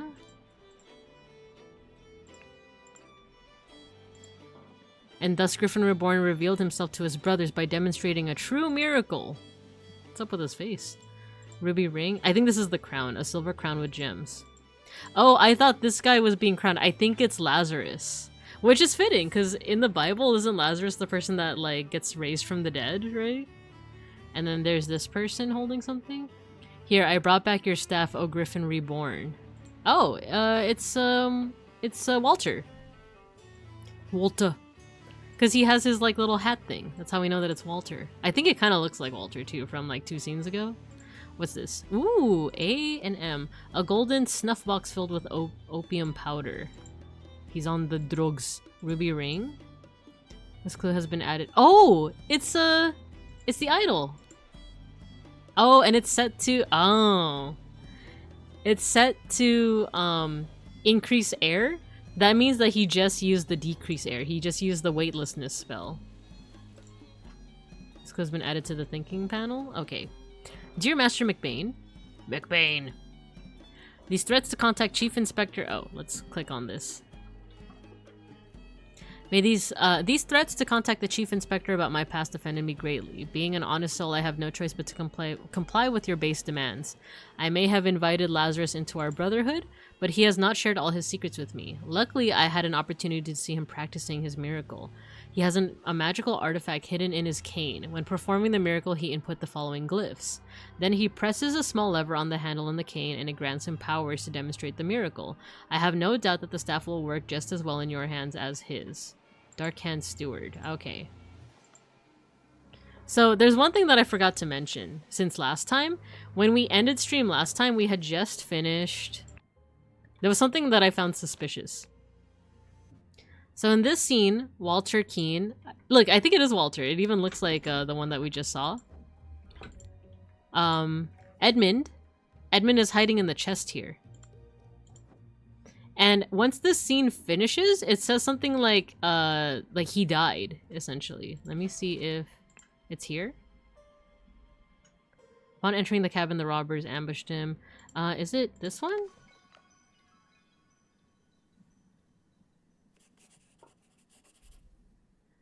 The bandits accidentally set off my master's laboratory. What happened afterwards? I managed to fend the rest of them off, but my master lord got caught in the blast, which severely disfigured him, and soon afterwards he died. Bless his soul. Okay, so I remember this was where we ended off last time. I feel like it was kind of suspicious because Edmund is very like he was like kind of like a major part of the story thus far. So part of me is like, I feel like they wouldn't kill him off like off screen. So part of me is now thinking this Lazarus person, a part of me is thinking like, what if that's Edmund? Because he kind of resembles him too. Like, I guess not really, but I don't know. He just has like this long face. Let's go back to where we can like properly see him. Right? Oh, you know what? I feel like it is him. I feel like it is him because look, he has like this long face. And David seems to be very loyal to him. Here's my like my prediction. In fact, we're gonna go all the way back to this. This is what he looks like, right? This is Edmund, and then this is David, who was his coachman. He got this letter too. It has reached my attention. Wait, who's Theo? Are seeking a capable new servant. I have just the man for you. David Goran is an experienced coachman with a diverse set of talents that I am sure you will find very useful. If you are displeased with his services, do not hesitate to let me know. Yours, Theo. I actually don't know who Theo is, but I feel like David is loyal to Edmund, and I feel like Edmund somehow returned from the dead, and that's why his name is Lazarus. Right? Because, you know, Lazarus, like the name Lazarus implies that he like rose up from the dead. And if you look at him, I feel like it kind of looks like him. I don't know. Maybe it's a reach. Wait, but he also has the Book of Edmund. I feel like this is Edmund. I feel like this is Edmund, but he like... Oh, okay. He was working on a spell. He was working with like the idol, right? Because he was able to reverse an apple rotting and make it like green, right? So I think he figured out the spell to make himself younger again. I think that's what that was. Because I just feel like he wouldn't die off screen. He's been like a major player thus far. So I feel like he figured out the spell, used the idol to become younger, and now he's masquerading as this guy named like Lazarus. And I think Walter and David are like loyal to him, and that's why they're like helping him by using like the idol to get him into this like secret society. And here's what I think happened. They needed a corpse, right? I think he wanted to test it out on a corpse. They wanted to test out the spell on a corpse, but I think Edmund's just like, oh, it's too dangerous. I'm just gonna try it on myself. So, yeah. At least that's, I don't know, that's what I'm thinking so far. And what I'm seeing here from the history is that like every time someone tried to like show a miracle, McBain was the one who prevented it. I think this is McBain. Yeah, I think this is McBain, and because what I noticed too is if you look here, the water works better, but the effect is not as convincing. The main challenge is ensuring that my balance when holding the idol. Practice is paramount. What I think happened is this. Because no one else is up there, and it's locked from the inside, and to my knowledge there's no one hiding here. So the only person that could have killed this guy is himself. And at first I thought it was like a sewer slide, you know, an unaliving, if you will. Well, what I think happened is, oh. Yeah, wait, look. It's the end of the... I thought this was just like a flute. I thought this was a flute. It's the bottom half of the staff. It's the bottom half of the staff. This is what I think happened. This is Angus McBain. He, okay, so Edmund Cloudsley, who has made himself younger and is now masquerading as Lazarus Hearst, he wanted to be crowned the Griffin Reawakened or whatever the heck. So he did a miracle, which is to, it's this spell. It's decrease air, which I think is like weightlessness. However, it says here, if you do a decrease spell, it will turn red, and it's ready for an increase spell. You can't do a decrease spell twice in a row. So he did the spell. The idol turned red, and then Angus tried to recreate it. He used the same staff, and he tried to recreate it, but he didn't know that like it was on increase, if that makes sense. So he wasn't able to control it. Because what that spell does is that it increases air. It shoots out air from below, like from the staff. But if you don't know what you're doing, you can't direct it properly. You need practice in order to make it work. So because he didn't have practice, he died. And because no one was able to recreate his miracle, he was crowned as the Griffin Reborn. I think that's what is going on here. So let's see if I'm correct. I just don't know who these people are. So let's do this. I think this is the Lazarus. Let's do A to Z. Wait, where's his last name? Oh, I'm still missing some clues. Where am I missing it? Oh, here. Oh, there's quite a few things that I'm missing. Wait, we're looking at their shoes now? He has like curvy shoes. He has pointy shoes. He has no shoes, I think. Oh, he has like those, what are those called? Like those cowboy things? He has things on his shoes. Why is it showing us their shoes, I wonder? The Griffin Reborn? What is this? A heavy seal? I feel like I figured out like at least the murder, but I guess there's more stuff that we need to see. Oh, we didn't look at this guy's stuff. Okay. What an honor to experience such a historical event. It is one... What is this? 25? 125? The ring?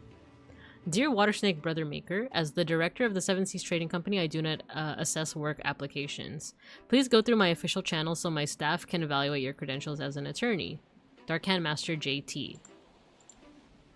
Protocol of an attempt to demonstrate a miracle. Location lighthouse on Gull Islet near the Horn of Codhead. Time noon. Present Lord Angus McBain. Lord Angus McBain, Alistair Coach, James Turner, Walter Keane, Lazarus Hearst. In charge of notes, Nicholas Mocker. Wait, we've seen that name before. Yeah, Spurs. Hello, Impossible. Hello. Yeah, he's wearing Spurs. Interesting. Wait, we've seen that name before. Nicholas Mocker, I think, was their, like, attorney or something? Let me see. Is this guy?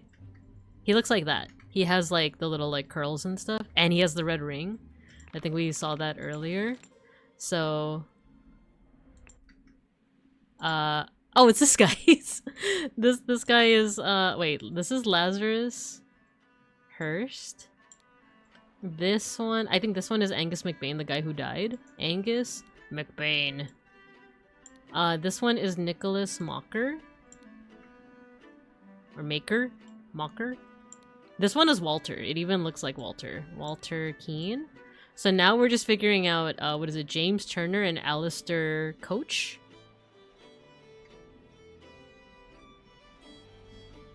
People who had their magic relic in their hands chronologically. Oh, this one I think we can figure out. I think it's Lazarus first. Lazarus Hurst? Let's sort this. Lazarus Hurst, and then it was Angus McBain. And then it's who's holding it right now? I think it's Walter, right? Yeah. Walter. Walter, what's his name again? Keane? Nice! We got it, we got it. Blank blackmailed Blank to find out how Blank would perform the miracle of blah blah blah. Okay. So we still have a couple other things to figure out. Oh no, we found all the clues. Okay. What are the letters again? He has a seal. What was this again? Master McBain, these threats to the Chief Inspector about my past offend me greatly. Being an honest soul, I have no choice but to comply with your base demands. Oh, Dark Hand Steward. What was he again? Was he posing as a Dark Hand Steward? We need to go back. Who was posing as a Dark Hand Steward again? This is Walter. Okay. Ah, okay. So we're building the story here. So he gave away the secret to Angus, but he intentionally gave incorrect information.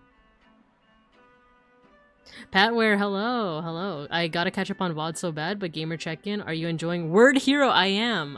It's like, yeah, you know, I got all my verbs out of the way. I got all my names out of the way. This is actually a lot of fun, Patware. This is a lot of fun. And Impossible Man, look at you remembering names and stuff. Big Brain Bear. I have some of it written down on my second screen, so I'm not that smart. I still have like the streamer debuff where I just forget things, like Spurs. But I do have a cheat sheet next to me as well. I think there are red herrings for a blow to the back of the head as a death cause, but I think you figured it out already. Wrong! Taking notes in the first place is smart. Ah, that's true. That's true. I'm intrigued by this part though. Blank blackmailed Blank to find out how Blank would perform the miracle of, I think, flying, right?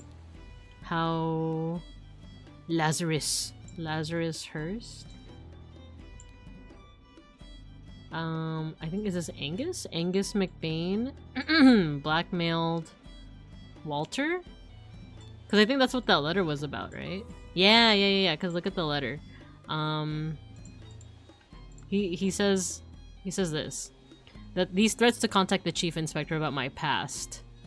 Being an honest soul, I have no choice but to comply. So yeah, I think he intentionally fed him, like, misinformation so that he would die. I like that the music goes like a little warped the longer you listen to it. It goes from like straightforward violin to like let's see. Oh, we still have to figure out these people. So what is up? We could also try to brute force it, but Angus McBain, so we have that.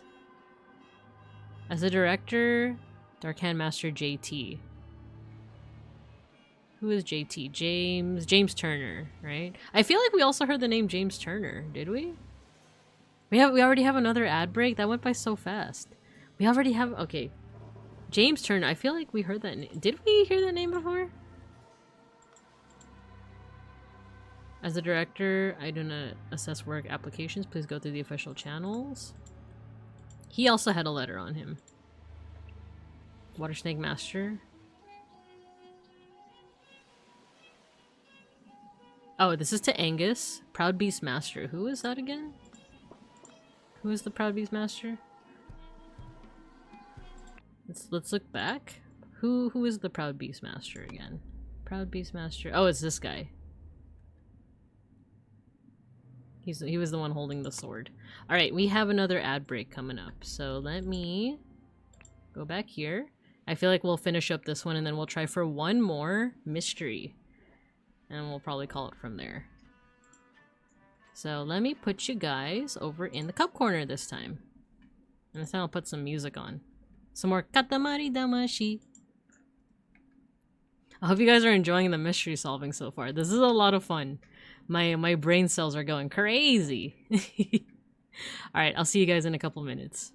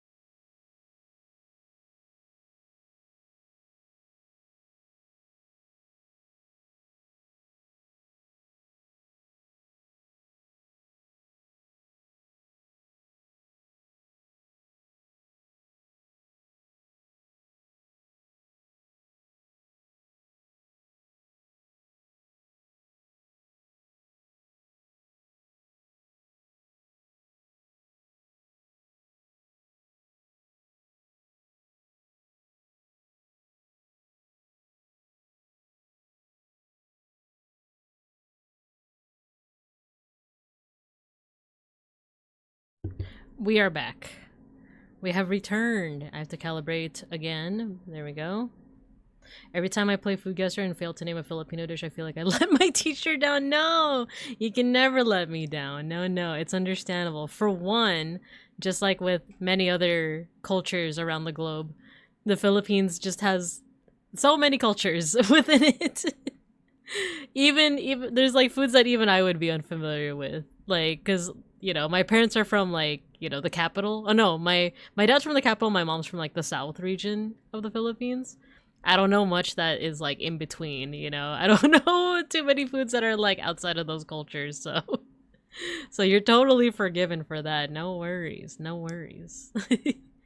And plus, like, it's not just the Philippines that has it, but the Philippines also has been influenced by so many different cultures through like colonization and trade that like we have a lot of ingredients that are like, oh, I didn't know you guys had that, because we have like champurrado, which is like I think in like Mexico, Central or South America, it's like a chocolate drink, right?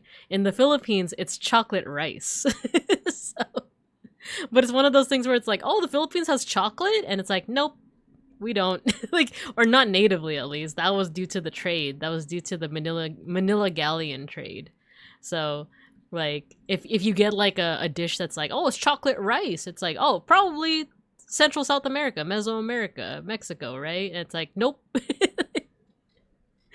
Somehow the chocolate made its way to the Philippines too, right?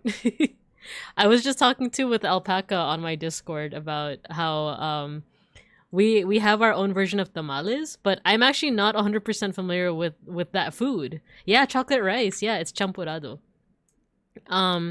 We have Filipino tamales, but I didn't know they existed until I was like an adult, because it's like from a very specific part of the Philippines that neither of my parents are from. So, like, my mom gave it to me one time, and I'm like, what the? Like, Filipino tamales, what? And she's like, yeah, it's from a place called Pampanga. So, like, neither of my parents are from there. Like, neither of my, like, ancestry is from there. So, I don't know how she got it, but she was like, oh, yeah, I got Filipino tamales. And instead of, like, masa in, like, a corn husk, it's, like, rice flour and egg in banana leaves, but it's steamed just like you would do with tamales. But it's one of those things where it's like, oh, I didn't even know that was a thing. So you're, all this to say, you're like 100% forgiven. Never worry about that. You can never let me down. Unless one of you Babinkub says that Hatsune Miku is AI. She's not. People might use her image for AI generated imagery, but she herself is not AI. Don't be fooled. Alright, let's turn off the music. Let's get back to the golden idol. Oh, cool. Yeah. It's pretty cool. Hatsune Miku isn't real chocolate. God, that's good. Okay, where were we? Oh yeah, we're trying to figure out who these two are. One of them is Alistair, one of them is James. So we could just try to brute force it, but I want to see if there's any hints that, like, lead us to believe who is what. So we have here, they're both masters. We just don't know which one is like a proud beast versus a water snake or whatever. We have banana leaf tamales from certain parts of Mexico as well. Oh, nice. I gotta tell you right now, I love tamales. Like, I am a fiend for tamales. There's a place in Los Bincos that has like vegan, because you can also easily make vegan tamales, or like, I guess vegetarian tamales would be like cheese, right? Or like, I don't know what other filling you have, but we found a place that has like vegan ones, and it's like, oh, that's so good. I didn't know that dessert tamales were a thing, because someone brought like strawberry tamales one time to a party, and I was like, oh, why are they pink? And they're like, oh, it's strawberry. And I was like, oh, like, there's dessert tamales, that's amazing. And I ate it up. Who doesn't love tamales? Exactly. Unless they have like an allergy, I guess, but other than that, who doesn't like tamales? Okay, so let's see. Rajas con queso, cheese with poblano chili inside. Ooh, let me Google that. You know what? It is Christmas season. It is tamale season. I wonder if there's any restaurants that we could probably get some some tamales from. Ooh, oh, that looks good. And I do love cheese. It's one of those things where it's like, I am lactose intolerant, but I also like a sweet treat. I also love me a nice little treat. Hold on, I'm just exiting out of some windows right now. There we go. Or some tabs, rather. Okay, let's figure out the rest of this mystery. Let's see. Dear friend, it is not so simple for me to get you a seat alongside me on the court of directors. As a doctor, I recommend you to stop obsessing over it. It will only unbalance your humors. Let us discuss alternatives at the next party at Kensington Palace. The court of directors at the Seven Seas Company. Oh, so James is from the Seven Seas Company. Oh, I think this is James, because he has the seal that says 7 on it. But like I said, we could also just brute force it. So let's just assume this is James Turner. Because I think there was I think Nicholas Mocker's letter said something about the Seven Seas Company. And he has a seal that says 7. And this is Alistair Coach. Nice. Okay, cool. We got all those characters. I think this one also mentions it. I think Alistair's name is also mentioned here. Lord Pledsley, Lord Jones, Lord White. I guess not. I feel like Alistair's name is somewhere else, but whatever. We have all the characters identified. We have all this identified. We have all this identified. So let's figure out the rest of the mystery. So person, verbed, this, the... Okay, let's just try to fill things in. The blank, using the blank to demonstrate the miracle of blank and become blank. Oh, Griffin... Griffin Reborn? Griffin Reborn. Miracle of flying. This is a person. I want to let's just put Lazarus Hurst. I feel like Lazarus Hurst blank, cursed, hypnotized, jump, pushed with from, pushed from. Push. Okay, jumped from the lighthouse using the idol, right? Does it say pole or sorry, staff? Using the idol to demonstrate the miracle of flying and become the Griffin Reborn. Blank, verb, adverb, I guess, or preposition. The blank afterwards, this resulted in person's death from blank blank. I think this is Angus, right? Angus McBain. Angus McBain. Jumped, yeah. From the lighthouse afterward. This resulted in Angus McBain's death from a wait, let me move my microphone. Ah, sorry. Resulting in he basically like thought that he would be saved by the idol, but he didn't. So oh, head wound. Head wound. We did it! Nice. Oh my gosh. Look at the little art of Lazarus. It's like Scooty Puff Jr. from Futurama. When Lazarus Hurst jumped from the lighthouse and survived using the hidden golden idol, Master Angus McBain thought he had enough information to repeat the miracle and prevent Lazarus from becoming the Griffin Reborn. He seized the staff from Lazarus and locked the lighthouse door to prevent foul play. However, he did not know all the secrets of the idol. It did not work well for him, and Angus jumped to his death. Nice! We figured it out! We figured it out. So now...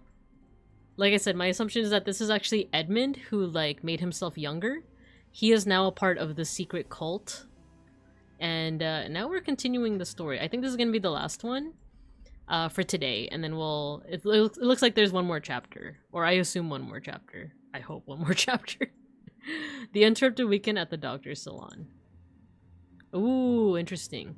We recognize some of these people off the top of our head. This is, James and Alistair, right? Okay, so there's a bit happening here. There's other there's a okay. There's a lot. There's a lot happening. A dolphin. a pagoda, and a... Is that what this is? Another pagoda? And a lacrosse, and unfinished... Oh, croquet. Croquette. Croquette mallet. Dianor, hello, thank you for the 25 months! Hello! Thank you so much, I appreciate your support. We are currently continuing our playthrough of Case of the Golden Idol. There's been cults and brotherhoods and stuff. Kiosk, yeah, croquet! Exactly. Is this croquet or croquette? Isn't croquette like the potato thing? Like the deep fried potato thing? Is it croquet? Yeah, I want to say probably like a kiosk. I know like... What is a pagoda, actually, now that I say it? Croquet for the sport. Hello, Owen. Hello. So it doesn't look like we can go to any of these other locations. So let's start back in the house. Oh, there's the door. Oh, we can go back in the house. Okay. Actually, let's start here first. Unfinished croquet match on a grass field. Okay, so they interrupted their game. Here's a kiosk, pagoda, with a tea set. 2 cups of spicy smelling tea, one almost empty, the other untouched. Maybe poison is afoot. Let's see, is there any... We haven't missed anything there. Chess. Oh no, guys. If this has anything to do with how the chet pieces are set, the playthrough ends now. I don't know how chess works. I just know that one of the pieces makes an L and one of the queen is more powerful and king me and the horsey does something too. Oh no. This is if chess placement matters, I'm so boned. This is gonna be so bad. A dolphin. Ooh, ooh. New order party. Croquette, not to be confused with croquet, which is when a corvid gives you the affirmative. There you go. What do you think, Crow? K. Let me move my mic again so I can read the chat. Croquette is the yummy food. Yeah, there you go. I do like croquettes. I had a bunch when I was in Japan. Me and Beans would go to Koko Ichibanya. Koko Ichi for short. And they had a curry. Oh, wait, that sounds good. Maybe... Ooh, maybe... During Christmas break, maybe we should go to the nearest Koko Ichiban. Anyway, they have like a crab croquette that I would have with my curry. It was so good. Ooh. Dang. Okay. Someone remind me. I'm gonna remind myself that I want to, we should go to Koko Ichi. Koko Ichibanya. There we go. Putting in my notes. One of the pieces makes an L, but none of them make a W. That's pretty lame if you ask me. I mean, that would be pretty funny, right? If, like, one of the pieces just, like, waha, you know? Like, did a little W. And then you king me, right? And then it's a touchdown. And then it's a home run. I know about chess. Okay, so we're now in 1792. London Gazetteer, the New Order Party, the Loyalists, and the Moderates is a little cartoon. It's a little, it looks like some kind of political cartoon, right? And if I've observed my fair share of political cartoons, this person... Ooh, the Loyalists are on the Griffin. Interesting. Since the cultists keep on mentioning the Griffin Reborn, right? The Moderates are on some sort of, like, Pegasus. The chair is running away. So it looks like this is some kind of, like, you know, like, political cartoon about, like, who's gonna get the... I was gonna say presidency. This seems very European. So what? Prime Ministry? Kingship? Support? The New Order isn't going anywhere because it looks like they're just like on a chick, but these two are like gunning for it, right? Oh, here, new prime minister. There we go. Who will be the new prime minister? Election results, New Order Party, moderates, and loyalists. Oh, so New Order is killing it. Then what's with the cartoon? The New Order Party have the most MPs, but it is clear the two old parties will form a coalition. This means either Loyalist leader Blanchard or moderate leader Valentine will become the prime minister, leaving Lazarus Hearst and his party in the opposition. Interesting. So the New Order Party is... So the Loyalists aren't the cultists, essentially. And Lazarus, our friend from before, who, like I said, I feel like this is just Edmund, and he made himself young. He's running for the prime ministry. Anything else? Dolphin. Okay, that's it here. Is there anything else out here? The bushes. Okay, I should check out the bushes. Rose bushes.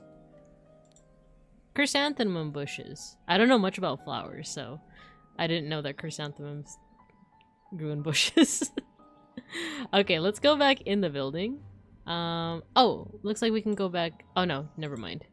So it's just this room. This is like the only room that we need to like really pay attention to now. Let's mark off these two. I feel like we can mark off. Oh, never mind. These are identities to be discovered. Oh, there's material to be discovered. Uh-oh.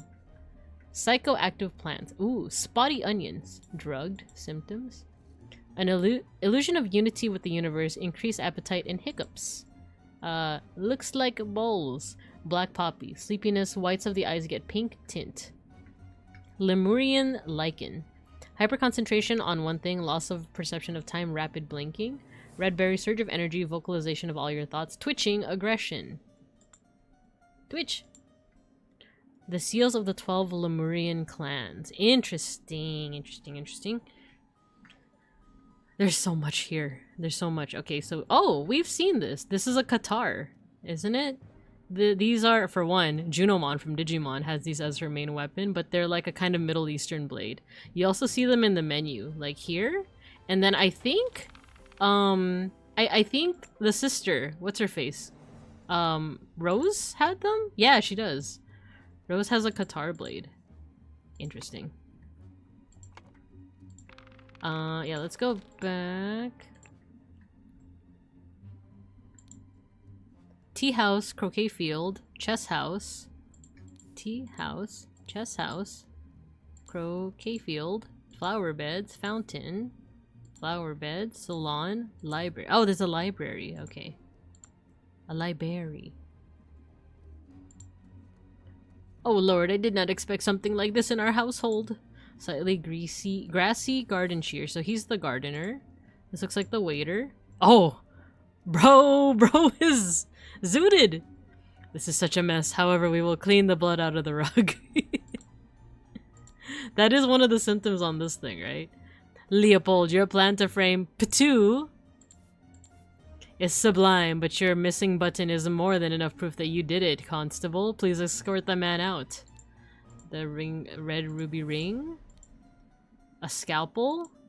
A small sword. What did he have? Oh, he didn't have anything. James, this is preposterous. You know damn well that he was killed by that Lemurian savage. He also is zooted. Dear friend, now that the elections are over, please join me for a leisurely weekend at my manor with good old Augustus and some other fine fellows. We will have some drinks and discuss what to do about that prime minister position. Kindly confirm your presence, Dr. James Turner. Ah, so James invited him out to this just to accuse him of moidah. Who is it? This is Alistair, right? Because he's got that face. This is outrageous! I thought you were an honorable man, Leopold! Not some Aquitanian agent trying to sabotage our friendly relations with Lemuria and provoke a conflict. Red, ruby... who's this blue-haired lad? He stole his life just like that. The doctor is a smart man since he saw through his lies. Dear friend, at one of the balls, you said that you would love to meet someone actually interesting. I'm having a weekend of drinks at my manor, and Prince from the 11th clan of Lemuria will be joining us. Please do us the honor of your company too. Confirm your presence, James Turner. So this is James Turner's place. And then there's also this guy. Interesting. I hope the host did not notice me when he was leaning over the sleeping eye patch gentleman. Wait, what? I hope the host did not notice me when he was leaning over the sleeping eye patch gentleman. Okay. What is this? A spicy smelling ornamental box. A brown stone slate seal. Looks like a boomerang. A clean Lemurian... Oh, war club. And then we have 2 letters. Dear Prince, I heard that you got invited to the party by the director of the Seven Seas Company himself.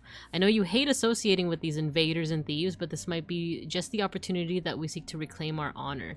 Ah, so there's some colonialism in here. Colonialism.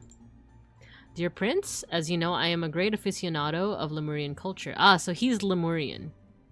It would be my pleasure to invite a member of the Patu clan to spend a leisurely weekend at my estate with some of our own political dignitaries. Kindly confirm your presence, James Turner. Oh, you know what? I think... Yeah, we need to... There we go. Patu. Who's this? Constable number 1, Arthur Faulkner. Oh God, believe me, my lord, I do not feel comfortable arresting my prime ministerial candidate, but I must ask you to follow me. Oh, and a big book? A pike? Oh, testimonies. Let's come back to that. Let's come back to that. Clue has been added to the thinking panel. This person is dead. This man is not breathing and has a huge vertical wound on his forehead. Dear friend, the elections are over, so let's uphold tradition and have a leisurely weekend at my place with you and Leopold to discuss the Prime Minister's situation. Please join us on May 12th. Kindly confirm your presence. Listen, apologies for the shouting match yesterday. Let's continue our discussion at noon, Leo. Okay, so it looks like Leopold is being accused of killing this guy. This is James. It's his house. Your plan to frame Patu is sublime, but your missing button is more than enough proof that you did it. Constable, please escort this man out. And Leopold is the new prime minister, right? What was this part again? Leopold. Oh, it doesn't say their first name. Interesting.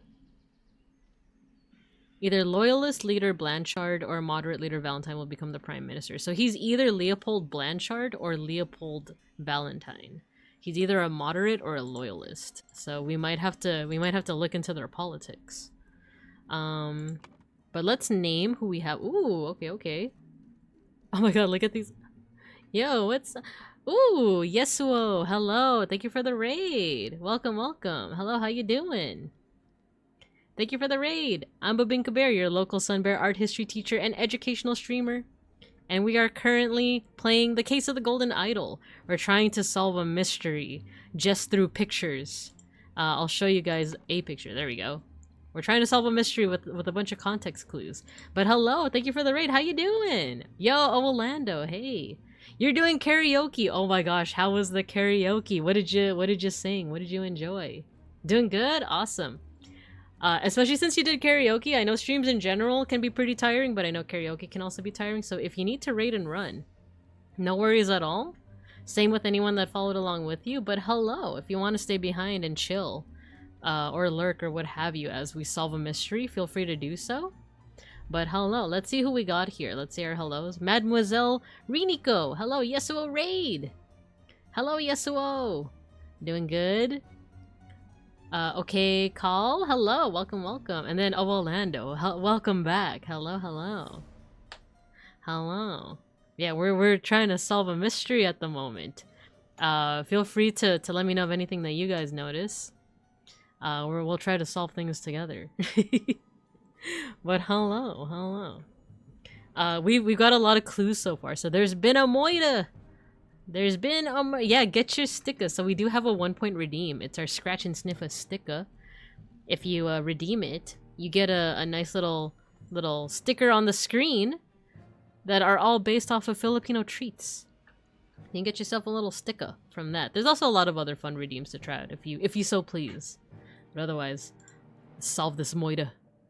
Okay, so we have, we're first trying to identify everyone here. We have the gardener, we have a constable, we have a guy named Leopold who's being accused of murder, and then we have this guy James Turner.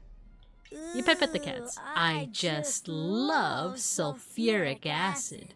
I do like it. What else do we have here? The seals of the 12 Lemurian... Oh! We have some, We have... Wait... We have an axe, and then we have this, like, diamond shape here. So he's part of a Lemurian clan, it seems. Oh. Wait. None of these match... This one? This one kind of matches, right? This one kind of matches. But maybe is his seal like a combination of a whole bunch of different ones? A brown... Because it's like a square, 2 triangles on both sides, and a dot. And then this is a single axe being held by 2 hands. Is there a weapon missing? There is. There is. I think... Is it the war club that he's holding? No, it's not. He has a pike. What does he have? A sword? A sword? He has a sword. He has a sword. Oh, here! A boomerang! The boomerang is the one that's missing. Interesting, interesting. And he is missing a button. Yeah, he's missing a button. Did I miss any clues? Oh yeah, I did. I missed quite a couple of clues. What is this? A full glass of sherry? An almost empty glass of sherry? Which is a wine, right? Fallen bottle of sherry.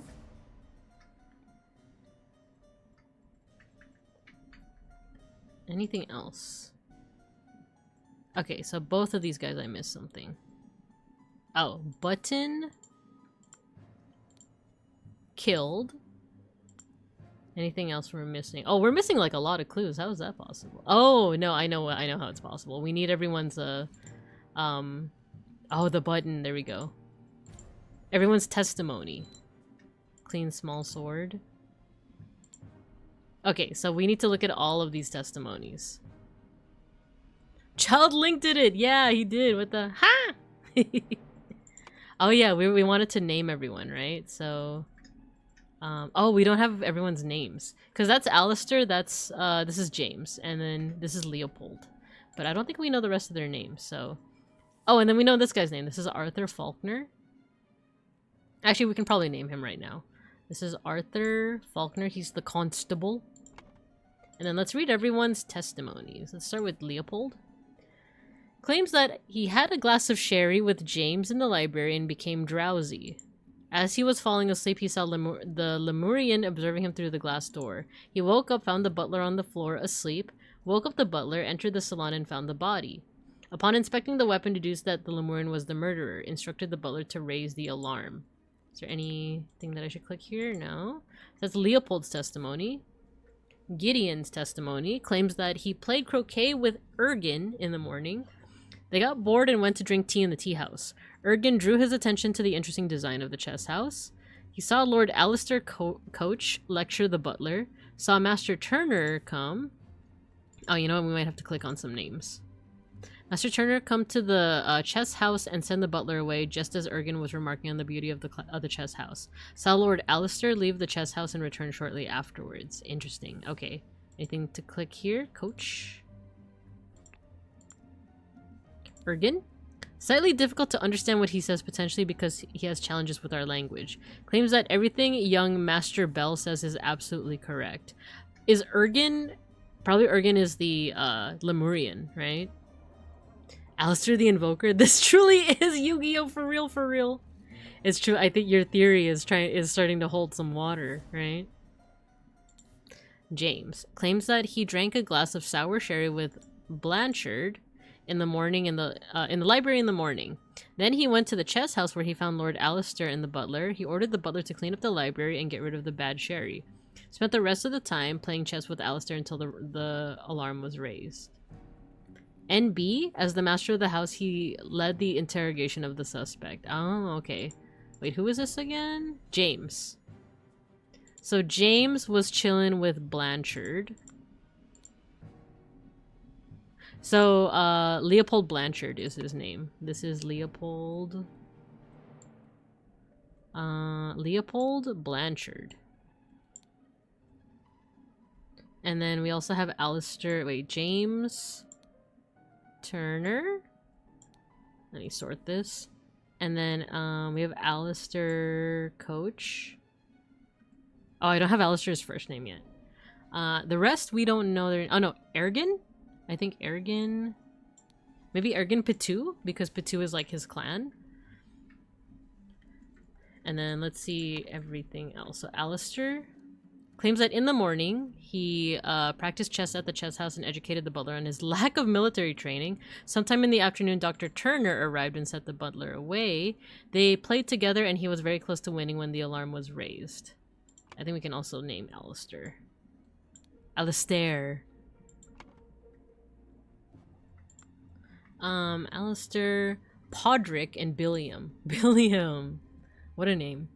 Served Lord Alistair in the chess house in the morning. His master arrived and instructed him to dispose of the spoilt sherry that he and Lord Leopold had drunk, and then go to assist Mr. Spade in the garden. A gardener named Spade. Awesome. On entering the library to take away the glasses, found Lord Leopold asleep, suddenly was overcome by dizziness and fainted due to his weak heart, was woken by Lord Leopold and instructed to raise the alarm, then saw the deceased lying in the salon. And so Podrick is the butler. Podrick. And then I want to say Billiam is probably planted and pruned all morning by the chrysanthemum bush. Saw the young gentleman and the foreigner leave the croquet and go behind the manor. In the afternoon, moved to the rose bush. From there, he saw Lord Augustus leave the fountain around noon. Continued his work on the roses until the alarm was raised by Mr. Hill. Okay, so we got a good amount of names. Is there anything we're missing? Fountain, planted. Okay, so that's everything. I'm gonna be real with you guys. I haven't absorbed any of the testimonies. I'm hoping that we could just figure it out in the thinking panel. So let's see what we have here. Podrick and Billiam. Billiam is the gardener. Podrick is the not waiter. He's the butler. Let's see. Who called the alarm again? It's Leopold, right? Yeah, Leopold was the one who raised the alarm. Wait, until the alarm was raised by Mr. Hill. Oh, he instructed the butler, so the butler's last name is Hill. Hill? Podrick Hill? Mr. Spade. So we have Billiam Spade. Oh yeah, I just said that like, oh, it's funny that it's a gardener whose last name is Spade. So Billiam Spade, Podrick Hill, James Turner, Leopold Blanchard, Alistair Coach, Ergen Petu, Arthur Faulkner. And then we have two more names. We have Gideon and Augustus, Bell, and Valentine. So let's go back to Gideon. Wait, maybe the thinking panel can help us. Location of each suspect when the body was found. Look at these faces. Brute force it. Got it. We can. I think we can. I feel like this is probably Valentine, because it's the person that was also running for he was also running to be prime minister. I feel like it wouldn't be this guy because he's a little bit younger. So I want to say that this is probably Valentine, and the other one is probably Belle. We just need to figure out their first names. So Leopold had a glass of sherry with James in the library. As he was falling asleep, he saw Lemurian observing him to the glass door, woke up, found the butler on the floor asleep, woke up the butler. Oh, I think they both did drugs together. Because, isn't this something here? Sleepiness. They did the black poppy together. Whites of eyes get pink tint. Right? Because look, they're both zooted. See? They're both zooted. So they got the black poppy. Illusion of unity with the universe, increased appetite, hiccups, hyperconcentration on one thing, loss of perception of time, rapid blinking, surge of energy, vocalization of all your thoughts, twitching, and aggression. So these two are just like sleepy, basically. Let's see some more of these.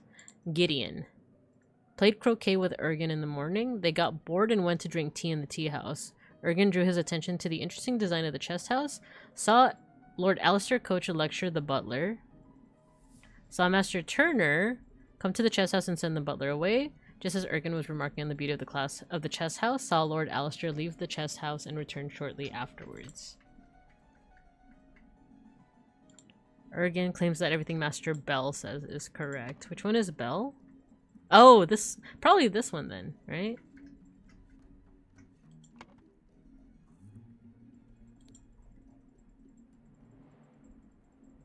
I'm kind of just assuming that this is Gideon. This is Augustus? Nice, okay. Because I think this is the guy that was hanging out with Ergen, right? We don't know who he is, though.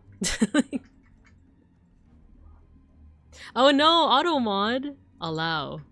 Why is hit the... Oh, I see why auto mod got it. They hit the poppy, right? Let's see. The gardener.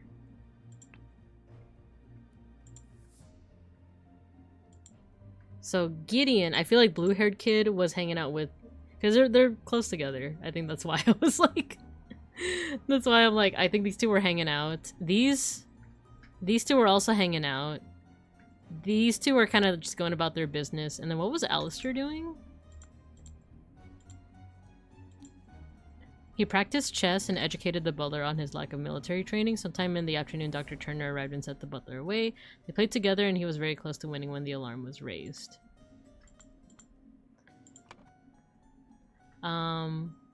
Augustus Valentine is the victim. The blank is the murder weapon. The blank is where he was murdered. Body was found by blank blank. Okay. Location of each suspect when the body was found. Okay, let's look through it. The gardener. Billiam, where were you? Continued his work on the rose until the alarm was raised by Mr. Hill. So he was in the garden. He was in the flower beds. The butler was oh, he was sleeping. That's right. Okay, he was sleeping. Suddenly was overcome by dizziness, fainted. He was woken by Lord Leopold and instructed to raise the alarm. So Leopold and the butler both like got the black poppy. They either hid it or like maybe it was it in their sherry? I feel like the sherry has to do with something.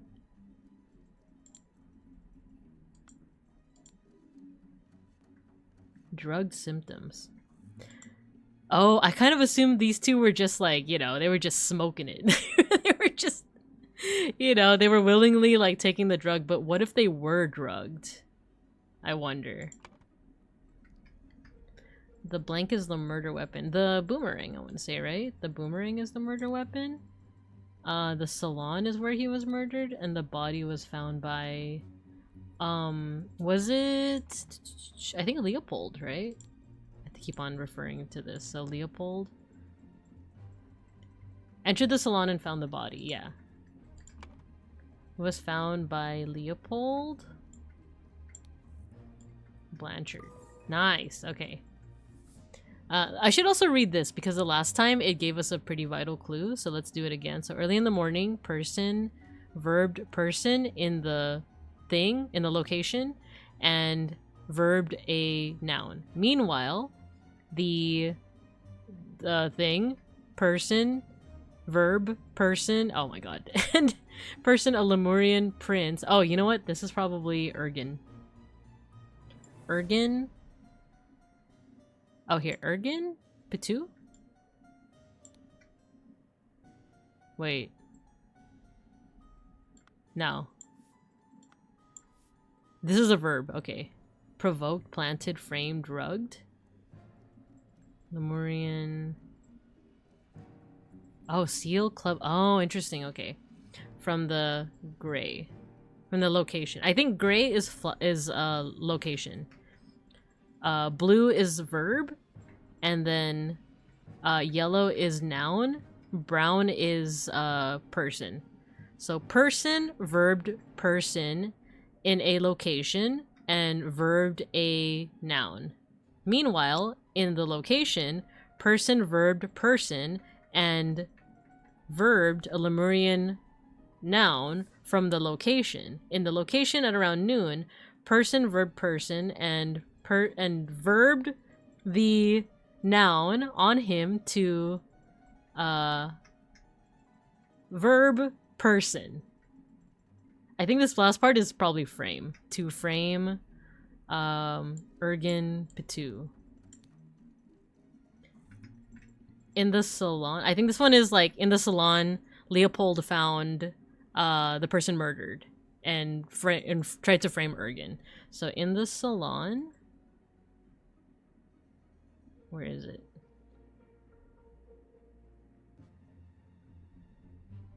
Oh, here in the salon at around noon. Leopold Blanchard found, killed, planted.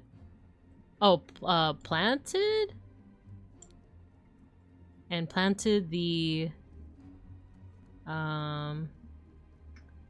club on him to frame Ergen Patu.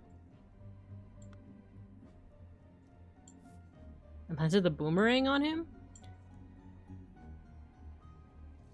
Blanchard stole.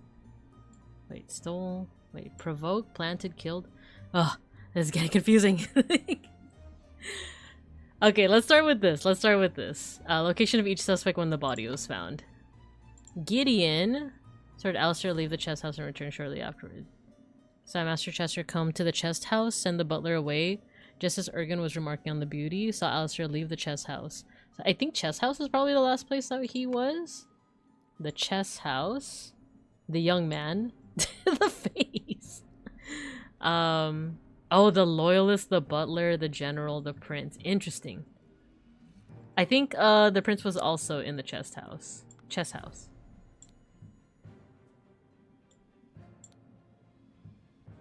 The loyalist.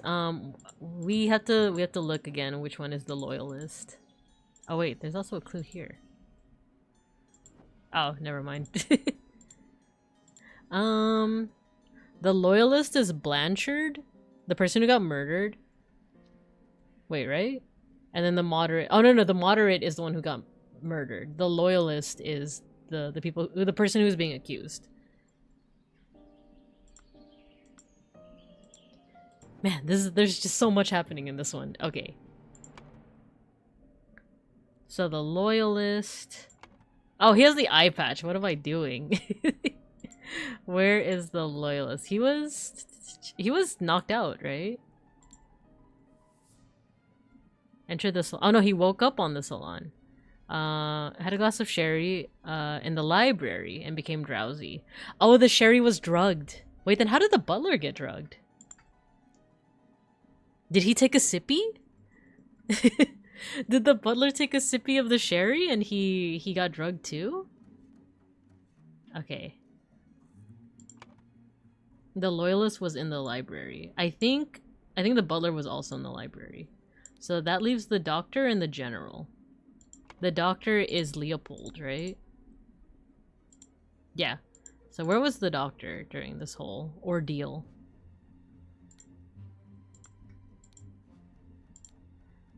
Where's James? Drank a glass of sour sherry with Blanchard in the morning. He went to the chess house where he found Lord Alistair and the butler. Ordered the butler to clean up the library. Get rid of the bad sherry. Spent the rest of the time playing chess with Alistair until the alarm was raised. So he's in the chess house. Oh, yeah, he's in the flower beds. He's in the chess house. Wait, I feel like the chess house can only have 2 people in it. So maybe he's lying? And then where was the general? Where's Alistair? In the morning, he practiced chess at the chess house and educated the butler on the lack of military training. Sometime in the afternoon, Dr. Turner arrived and turned the butler away. They played together, and he was close to winning when the alarm was raised. So 2 sets of people are claiming to be in the chess house. Who got their sticker just now? Twisty, hello. Epically Modest, hello. Welcome, welcome. We're trying to solve this mystery. No, we incorrectly filled out some things. Okay. Wait, someone was playing croquet. I forgot who. We're trying to figure out who murdered this person. And we're trying to find the whereabouts of everyone. What's this game? It's called Case of the Golden Idol. It's the premise of it is that you basically have to figure out, like, in each like setting, there's like a murder, and all you get is like this little animated GIF. And you can click on different people and different things to get like hints, basically. Not hints, but like clues. And you like based off those clues figure out like who got murdered, how, who are the people in the scene. So I'll show you like a really easy one where like you literally see the murder happening. This is like the first level where like you figure out these people's names by looking at like the letters. So this person's name is Oberon, this person's name is Albert, and then you have to like go over to the thinking panel and you have to like fill everything in. So like Albert Cloudsley pushed Oberon Geller from the cliff in this island. So you have to basically like just be very observant. And like, for example, you see these islands in the distance. If you look at, there's a map somewhere here. Where's the map? Here. If you look at the map, the only place that has 2 islands is the Horn of Thumb. So that's how you determine like where this person was murdered. Ruh-roh, teacher slipped up. It's a- oh no, you're right. It's a moidah. John Twitch is gonna freaking moidah me. So yeah, it's a pretty interesting game. It's a pretty interesting premise that I like a lot. So, so far we've gone through cases with lots of like culty stuff. It's all centered on this golden idol. That's why it's called Case of the Golden Idol, that has like magical powers. So it's been interesting so far. So this person was murdered. Their name is Valentine or Valentine. And then we have a constable here who has everyone's like testimonies. So we're trying to figure out what doesn't add up. So Leopold and Podrick, the butler, were in the library. They both got knocked out by the sherry, I think. Right? Or do we need to... I feel like I might need to like write some notes to try and figure out like what is happening. So let me write some notes on my private Discord server. So this is Leopold, right? So Leopold claims that in the morning he was in the chess house with Alistair. His master arrived and wait, am I reading the right one? That's Podrick. Let's go back to Leopold. Had a glass of sherry with James in the library and became drowsy. Okay, so Leopold had sherry in the library, got drowsy, fell asleep, woke up, found the butler on the floor asleep, and found butler asleep, and then found Valentine. So that's what Leopold claims. Gideon, the young blue-haired guy, claims that he was playing croquet. Played croquet with Ergen in the morning. And then went to the tea house. Oh, they weren't in the chess house. They were in the tea house. Okay. They were admiring the chess house from the tea house. I see, I see. So they are actually in the tea house. Ah, we still got something wrong. Okay. So Gideon and Ergen were they were playing croquet, and then they went to the tea house. Saw Lord Alistair coach lecture the butler. Saw Master Turner come to the chest house, send the butler away, just as Ergen was remarking on the beauty of the chest house. Saw Lord Alistair leave the chest house and return shortly afterwards. Interesting. So they're in the tea house, witnessed the chess house. Specifically, Leopold telling Butler to clean the sherry, and then Alistair left and came back. I feel like this testimony is probably the juiciest. Ergen doesn't say much. He just says that, like, yeah, what Gideon says is absolutely correct. Okay, what? Who did I just click on? James. James claims that he also, yeah, he had sherry with Blanchard in the library. This was in the morning. Went to the chess house. Where Alistair and the butler told the butler to clean up the sherry. To clean sherry. And then was playing, spent rest of time in chest house. Chest house. Not chest house. What's in the house? With Alistair. Alistair... I'm starting to kind of understand now. I feel like someone here lied. I feel like it might have been Leopold. So Alistair says that in the morning, practice chess. Okay, in the morning, with Butler in chess house. In morning. And then in the afternoon, Leopold, oh no, James arrived and sent Butler away.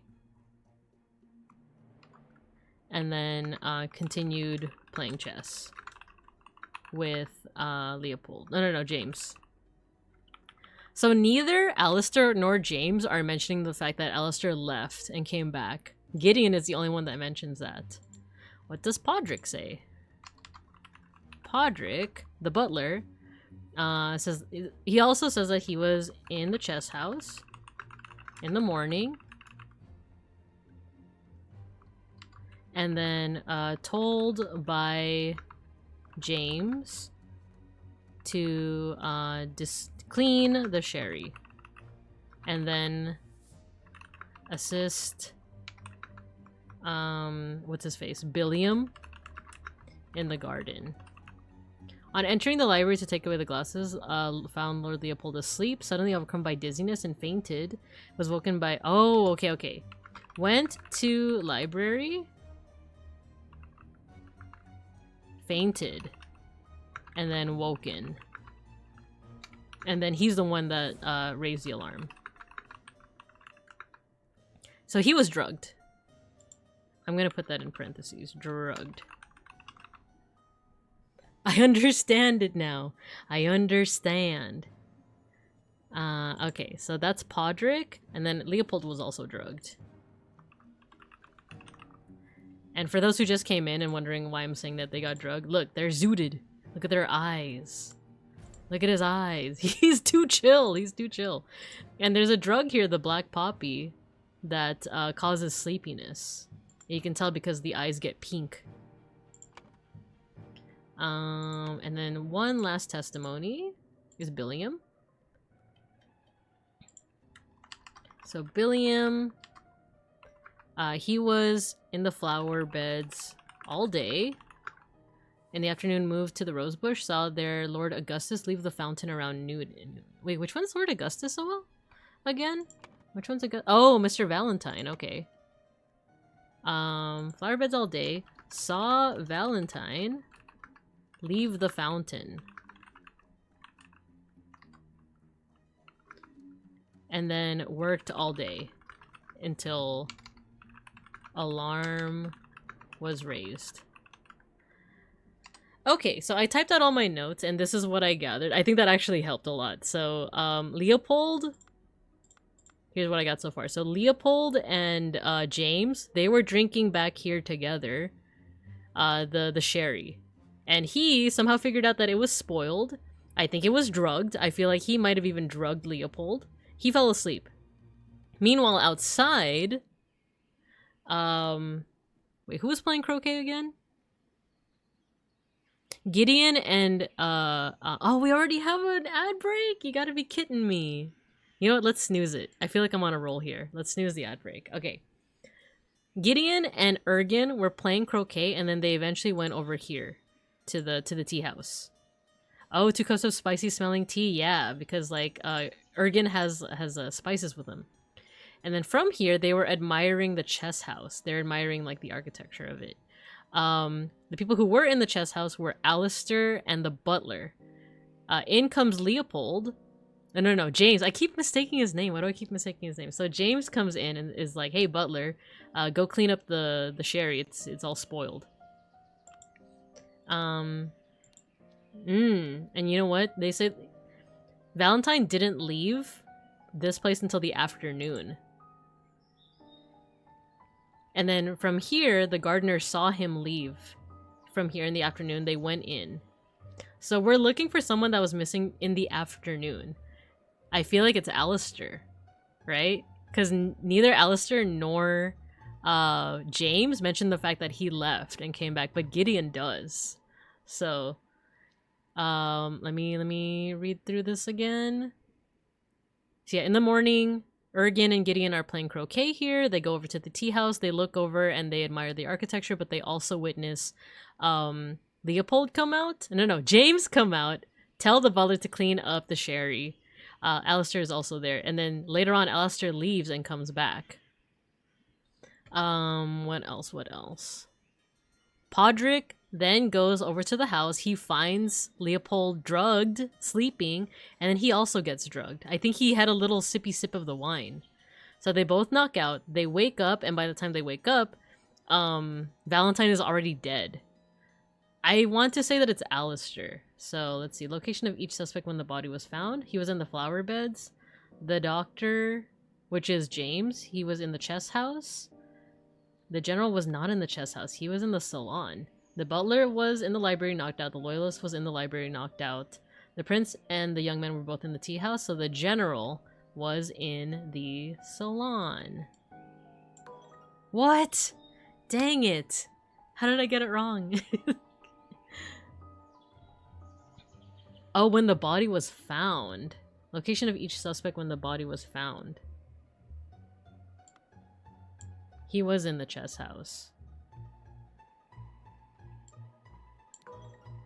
2 or fewer slots are incorrect. The butler and the loyalist were both knocked out in the library, weren't they? And then these 2 were in the tea house.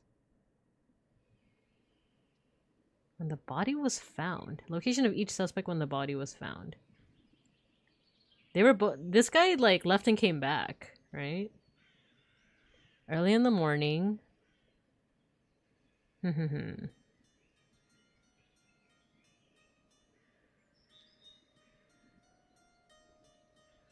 Stole, provoke, planted, killed.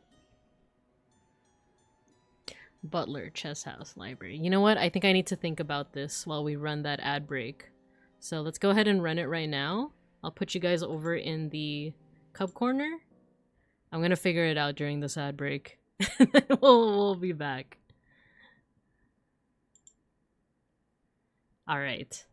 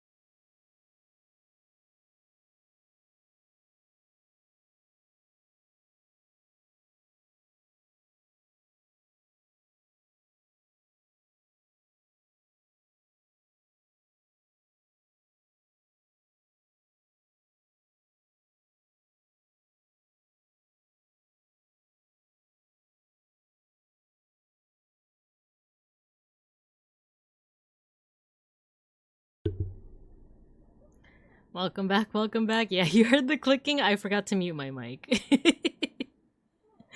Especially because I forgot to put the music back on. So you guys were just, for those that were subbed, you were just waiting in silence. You guys were playing the quiet game. You guys were playing the quiet game. But yeah. Okay, I was looking at it during the ad break and I feel like I kind of like figured out my mistake within like a couple of seconds. But I don't know if I'm right. So let's, excuse me. I'm kind of excited to try it out. Okay, I feel like this is saying when the body was found. The butler and the loyalist were in the library knocked out, but when the body was found, they were both in the salon, right? There we go. Okay. So here, early in the morning, person, verbed person in the place, and verb,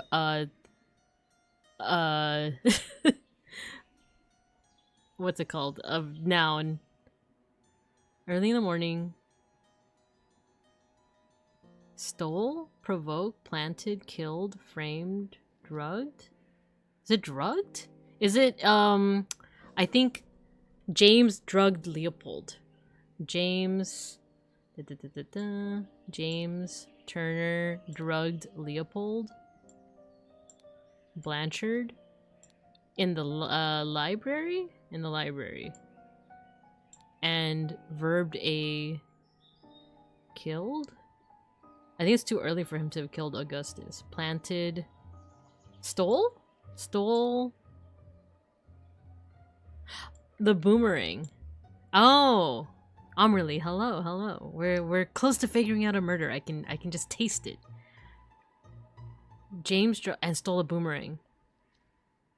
Meanwhile, in the blank, in one of these locations, person, verbed person, and verbed a Lemurian something from the place. I'm just gonna try stuff out at this point. Meanwhile, in the chess house, maybe Leopold. I think that it's the verbs that are gonna help us.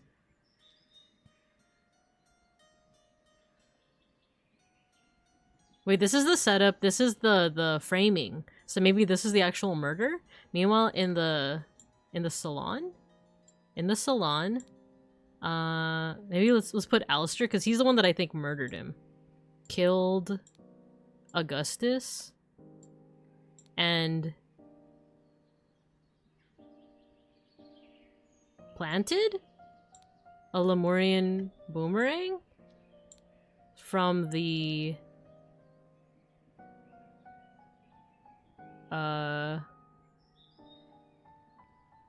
salon at around noon. In the salon around noon, Leopold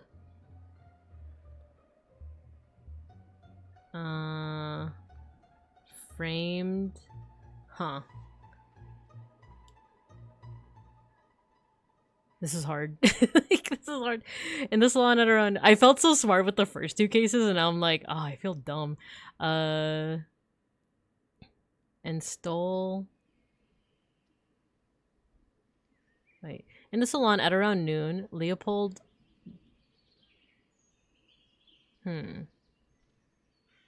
No, you know what? I think this is the murder. Because... Wait. Alistair Coach... Let's say killed. Killed Augustus Valentine. In the salon at around noon, Alistair Coach killed Augustus Valentine and planted the boomerang on him to frame Ergen Patu. Okay, I think that part makes sense. It's like the rest of it that I'm figuring out. Meanwhile, in the salon, not killed. And stole a boomerang?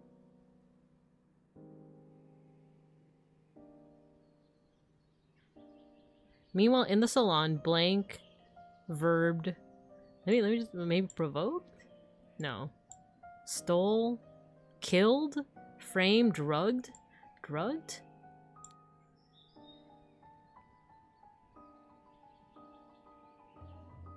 Wait. Early in the morning, James Turner drugged Leopold in the library and stole a boomerang. Meanwhile, in the salon, Oh, maybe it's the the butler? The butler was drugged, right? We know that he was drugged. Podrick Hill.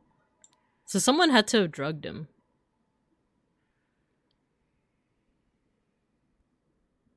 Meanwhile, in the salon. Oh no, this okay, so these are two different things that happened. Early in the morning, James Turner drugged Leopold Blanchard in the library. Maybe this is where they're talking about the drugging? James Turner?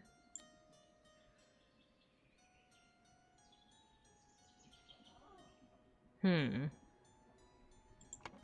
I missing something? A part of me is like, I didn't expect something like this in our household. Doctor is a smart man.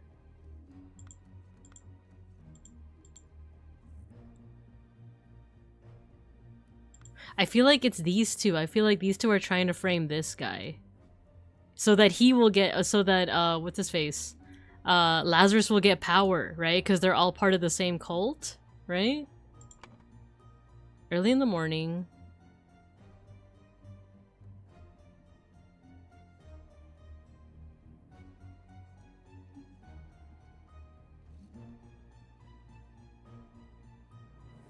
Wait. Let me go back to my notes. Alistair was with the butler, and the butler was also drugged. So what if Alistair Coach drugged in the chess place? Wait, what was in the chess? There wasn't any drinks there, right? Okay, I just want to try this out. Alistair drugged the butler. Podrick Hill? In the chess house. Ah, dang it. Okay. And stole a boomerang. Maybe it's flipped. Maybe flip all this. No. Oh no, this. No. Dang it.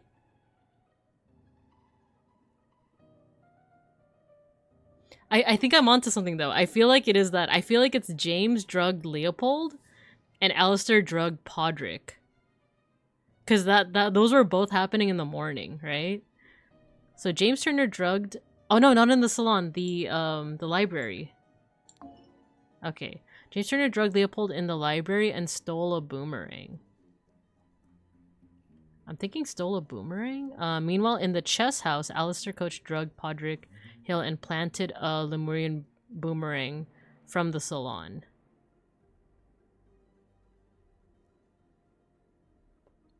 Oh no, he planted the button. He planted the button, yeah. And stole, wait. Lemurian boomerang and stole a button? Oh, that's right, because... Wait, what does he say again? Your plan to frame Patu is sublime, but your missing button is more than enough proof that you did it, Constable. Please escort this man out. Oh yeah, and he's holding a button, so he planted it. So James Turner drugged Leopold Blanchard in the library and stole a button. Meanwhile, in the chess house, Alistair Coach drugged Podrick Hill and planted a Lemurian boomerang from the salon. In the salon at around noon, Alistair Coach killed Augustus Valentine and planted the button. Dang it. To frame Ergen Patu. No, to frame Leopold Blanchard. Ah, dang it. It's still not correct. Okay. Because if you're, like, close, it'll say, like, oh, 2 or less things are incorrect. So I'm not even close. I feel like I'm onto something, though. Alistair Coach killed... Maybe it was James? Turner? No, it couldn't be, because I think it's Alistair. Because Alistair's the one that, like, went away and came back. Killed Augustus Valentine.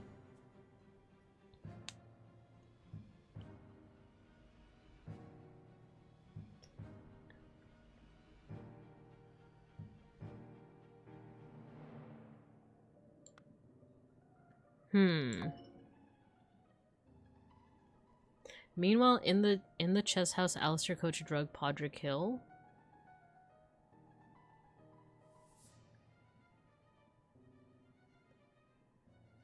In the salon at around noon, Alistair Coach killed Augustus Valentine and planted the button on him to frame Leopold Blanchard.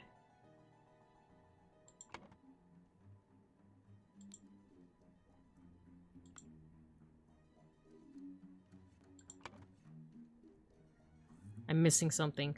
Okay, early in the morning, James Turner drugged Leopold Blanchard in the library and stole a button. That makes sense, because he would need to plant that button later on. Meanwhile, elsewhere, let's like empty this out, because I feel like this is probably where I'm wrong. Alistair Coach drugged... let's take out all of this, just so I don't get confused.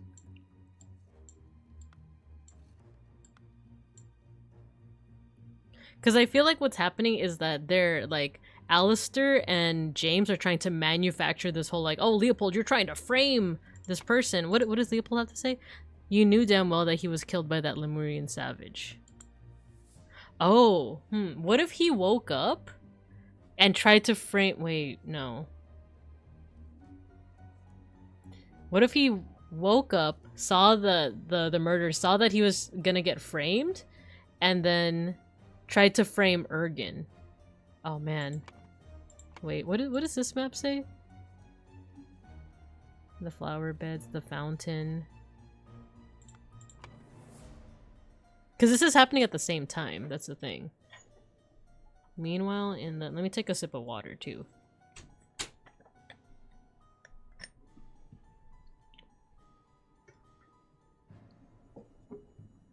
Let me mute for a second.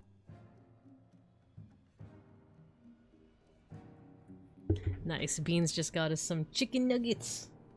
I will eat the chicken nuggets.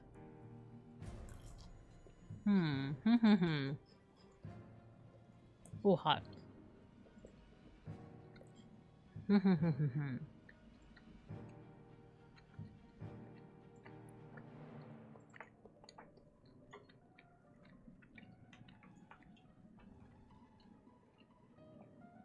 I think what's tripping me up is that it says Lemurian here.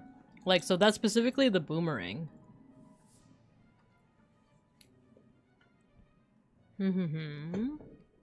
James Turner drugged Leopold Blanchard in the library.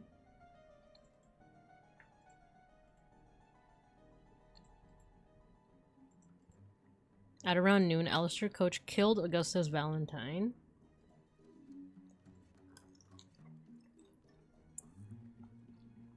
Oh, it's hot.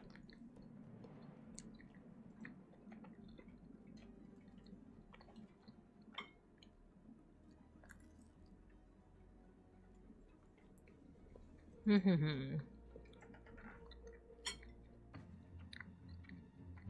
me look at everyone's testimonies again in my notes.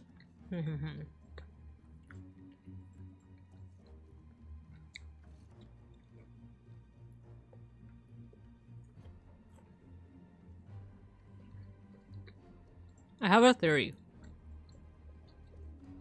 I just finished doing.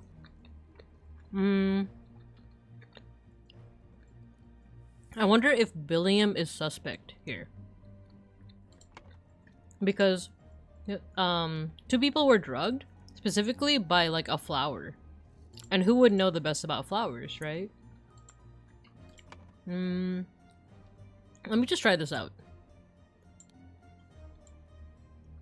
Billiam Spade. Maybe let's try this. Like in the fountain. Billiam Spade.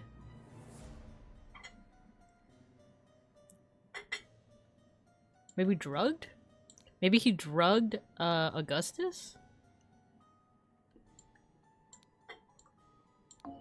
No.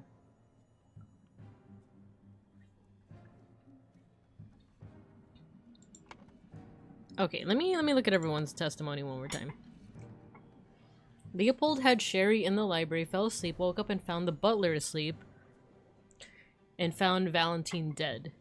Gideon played croquet with Ergen in the morning, went to the tea house and witnessed the whole thing with the chess house. James had Sherry with Blanchard in the library, chess house. Went to the chess house with Alistair, and the butler told the butler to clean the sherry. Spent the rest of the time in the chess house with Alistair.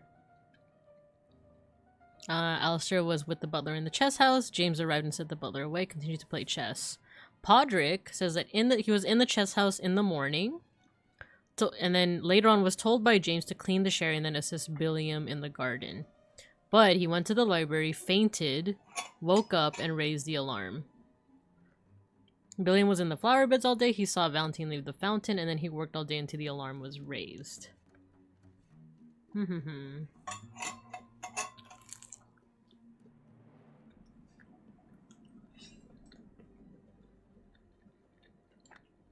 So let's check all this out.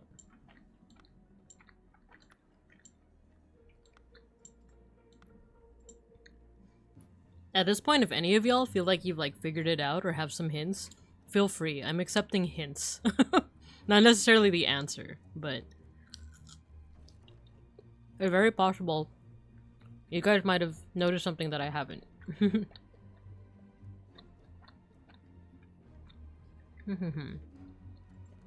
Flower beds.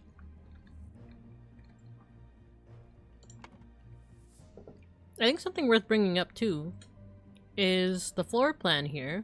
The flower beds are right here. I'm starting to suspect Billiam over here because he is working in the flower beds. He sees Valentine leave, go here. There's a window here. Look. There's a window. If you're working in the flower beds, you can see into the house. He would have been able to see Valentine getting attacked. I don't know. I feel like I don't know. I feel like he's kind of in on it. I don't know. Who has the button? It's the murder victim. He's holding the button, but I feel like it was planted there. So he's missing a button. I feel like what had happened is that when these two were drinking wine, he was drugged, and then he took the button, and then he planted it. He later planted it on the corpse. Either him— oh, you know what?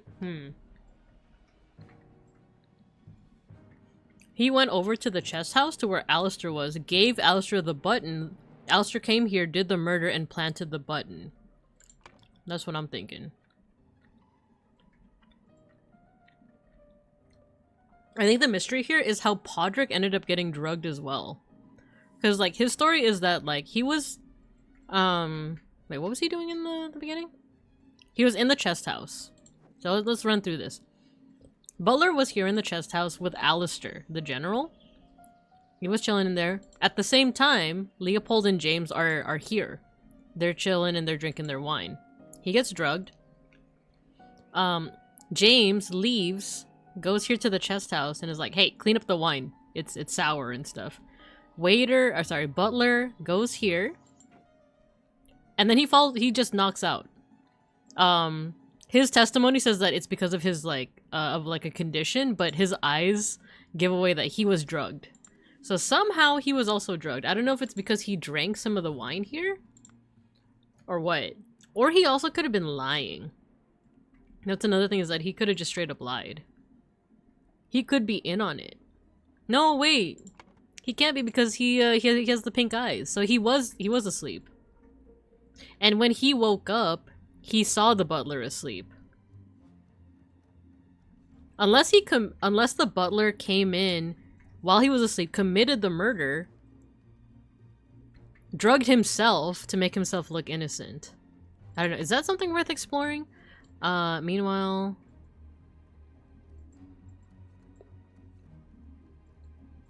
because what I was gonna say is this. The drugging happened. The initial drugging happens. James leaves, tells the butler to get going, and then he hands the button to plant onto the victim to Alistair. Alistair eventually goes in, commits the murder, plants the button. That's what I'm thinking. Alistair Coach killed Augustus Valentine and planted the button on him to frame Leopold Blanchard.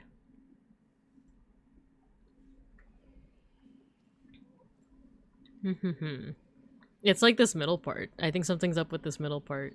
Because it says meanwhile, so this is happening at the same time. That's why I feel like it's in the chess house. Alistair Coach. Blank. Maybe Podrick?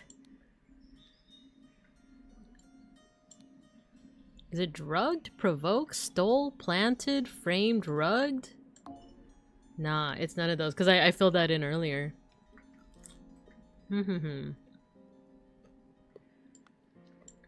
Provoked? No.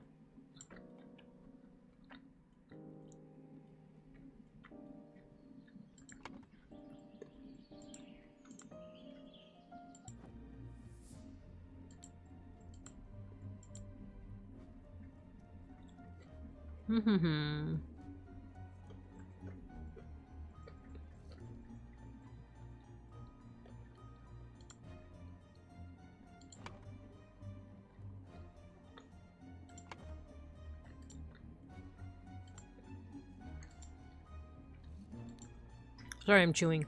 Coach's testimony is this. In the morning, he practiced chess at the chess house and educated the butler on his lack of military training. Sometime in the afternoon, Dr. Turner arrived and sent the butler away.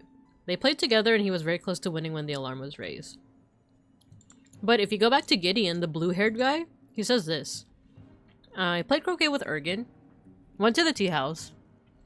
Ergen drew attention to the interesting design of the chess house. The chess house is right next to the... Or not right next to, but you can see the chess house from the tea house. So this is where blue-haired guy and, like, the Lemurian prince were chilling. Yo, folk, hello! Hello. Sorry, I'm chewing on chicken nuggets right now. But hello, bears raiding bears! Hello! Oh my god, Paper Mario, dude. How far did you get? How far did you get? I'm so curious. But also, if you need to raid and run, no worries at all. But I feel like we're so close to solving this case, but we're just missing a couple of details. Just finished the volcano. Oh, man. Man, I love Paper Mario. I miss Paper Mario. But thanks for the raid. Hope the playthrough so far has been fun. We are so close to figuring this out. Oh yeah, so Pexful had asked what is Alistair's testimony. And then he claims that he was at the chess house basically the entire time. But Gideon says this. Ergen and Gideon were both looking at the chess house, so they saw Alistair coach lecturing the butler. And then James came, told the butler to, like, go back to the house. And then Lord Alistair saw Lord Alistair leave the chess house and return shortly afterwards. So he left and came back. James, that's what this guy is claiming. He did not, Alistair and James did not mention that at all, so I think they're trying to hide it. And then Folk said, beat the second phase of the chapter boss. It's not getting to attack because I remembered its weakness. Let's go. What I understood is that James arrived at the chess house, sent the other butler away, and then James stayed to play chess with the general guy. Yeah. So, like, what's missing from both their testimonies is the fact that Alistair left and came back. So, Gideon's the only one that says that. And then, the prince over here is the one who says, like, yeah, what he said is, like... Wait, what is this part? I hope the host did not notice me when I was leaning over the sleeping eye patch man. I feel like that's also, like, important, right? I hope James didn't notice me when he was leaning over the sleeping eye patch gentleman. Oh, so I think that means he saw the drugging. The drugging and, like, the taking of the button. That's what that says. Meanwhile, in the chest house, Alistair coach provoked, stole, drugged.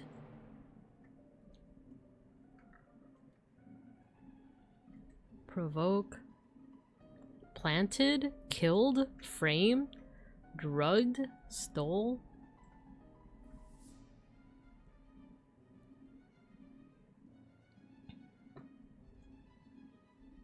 Meanwhile, in the chess house, Alistair... In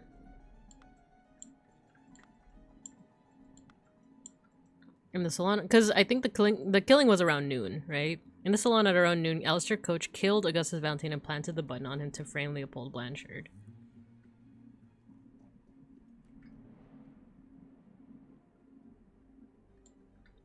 I'm just gonna try some things.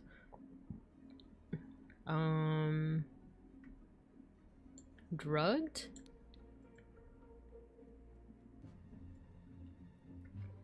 If the boomerang is planted, what is the murder weapon?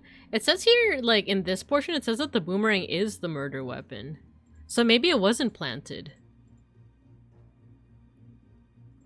Wait, you have a good point. You have a good point. I thought that, Leopold was trying to, like, frame the Lemurian, Ergin. Wait. What if this is Stole? What if... Wait, Alistair Coach... Something? What if Alistair stole the boomerang? But that's kind of big to hide. Like, stole a Lemurian boomerang from the salon? Provoked, planted, killed, framed, drugged? How about this? Drugged? What if when the butler went back to the house, Alistair followed him? So meanwhile in the chest house, Alistair drugged Podrick? No. And stole a Lemurian boomerang from the salon.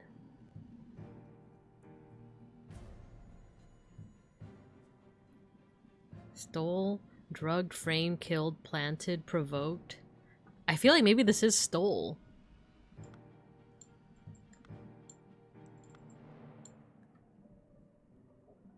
What if Coach killed the guy? That's what I'm thinking too, that Alistair, like, killed him with the boomerang. What if... Ooh, wait, what if he went to the fountain? Meanwhile, in the fountain... What if we do this? Provoked Augustus? Nah. Dang, this is a tough one. I do think that Coach killed him. It's just like, it's literally just this middle paragraph that I feel like we have something wrong. In the fountain, Alistair Coach provoked Augustus and stole a Lemurian boomerang. Is followed not in here? I feel like followed should be like a word in here.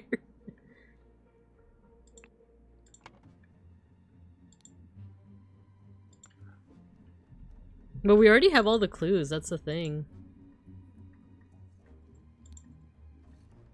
Fountain, Hill, Spade, Alistair, Turner.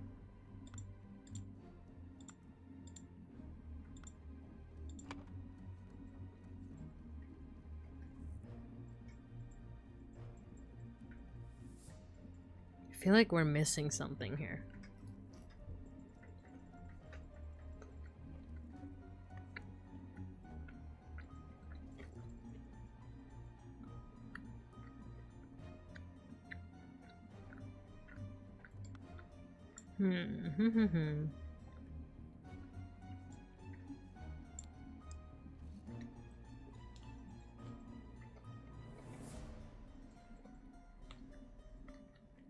Oh, it's already 10 o'clock. Part of me was like, should we just get a hint?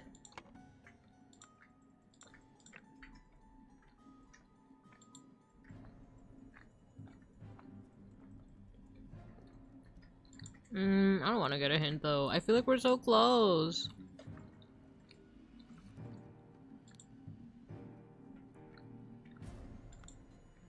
We're so close. I feel it.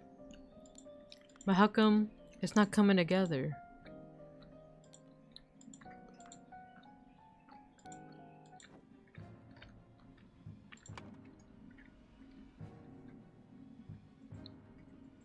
So Augustus is the victim, the boomerang is the murder weapon, the salon is where he was murdered, the body was found by Leopold. So James drugged Leopold in the library and stole a button. Meanwhile, in blank, I feel like this is Alistair. Maybe in the salon?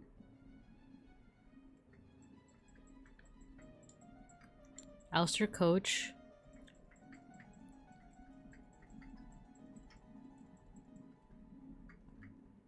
Provoked?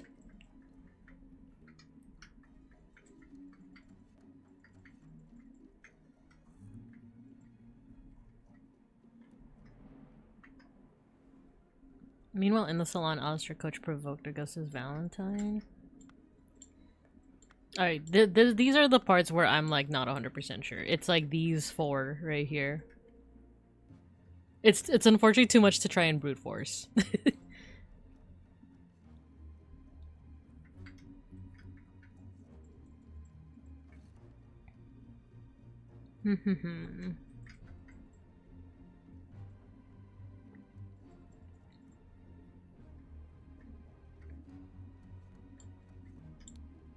It's not Podrick Hill, but...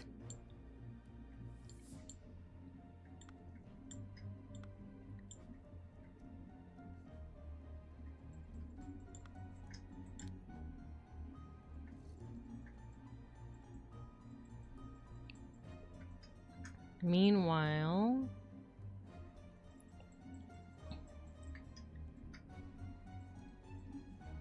Let me look back at the gardener. Planted and pruned all morning by the chrysanthemum bush, saw the young gentleman and foreigner leave the croquet and go behind the manor.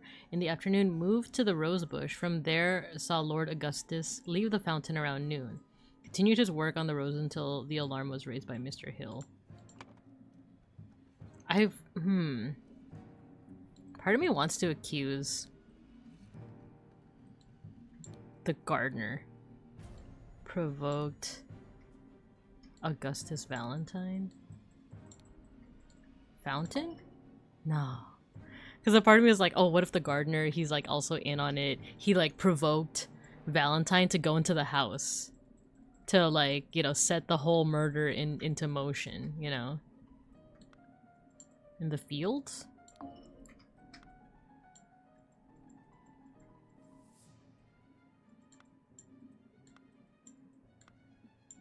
I think this is also tripping me up. Whatever the verb is here. Planted? Provoke, stole? Drugged?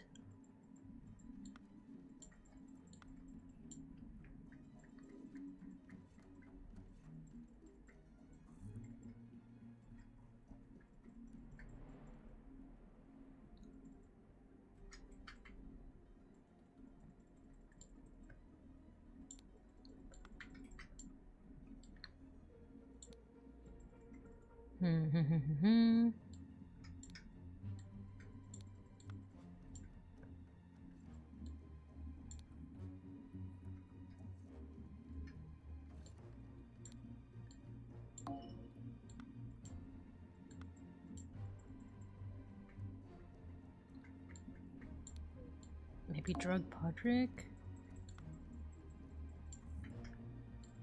The library? The chest house? The tea house?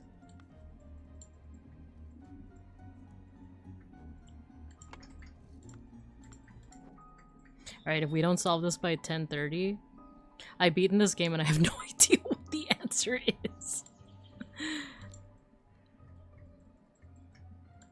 I guess one thing that's a bit of a red flag is this, right? 2 cups of spicy smelling tea, one is almost empty, the other is untouched.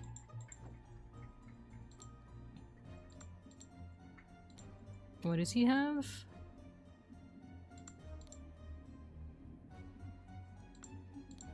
Spicy smelling ornamental box? Lemurian War Club. What if Ergen drugged someone?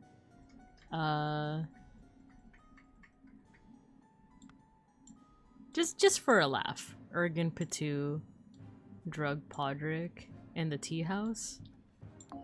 Nah. What's with the Lemurian hand sign? I'm not sure because there's like all these things. The seals of the 12 Lemurian clans, right?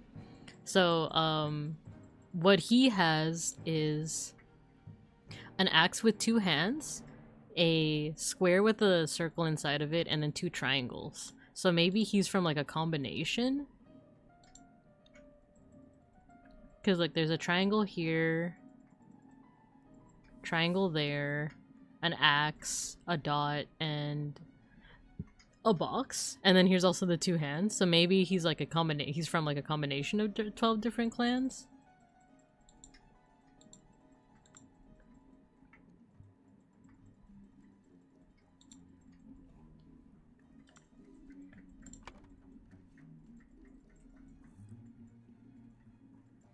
Part of me is like, should I either look it up or should I do the hint? Because there's also not a guarantee that like the hint will help us. It might tell us something that we already know, you know?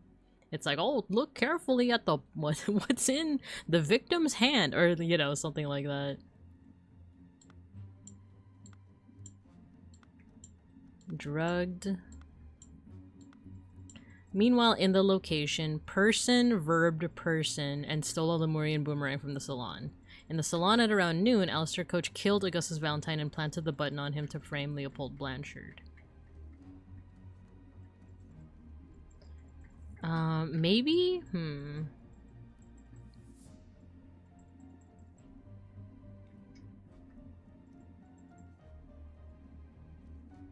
I guess one of the questions I have is... This is implying that the stealing of the weapon and the murder happened separately. I would have thought that, like, Alistair came here, stole the weapon, and then just did the murder, right? But this is implying that it happened at a different time. So meanwhile, in the blank... Stole, provoked, planted, killed...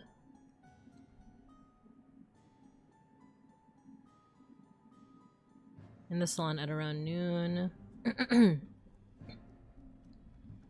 What if this goes up here? Killed Augustus. What if this is actually up here in the salon?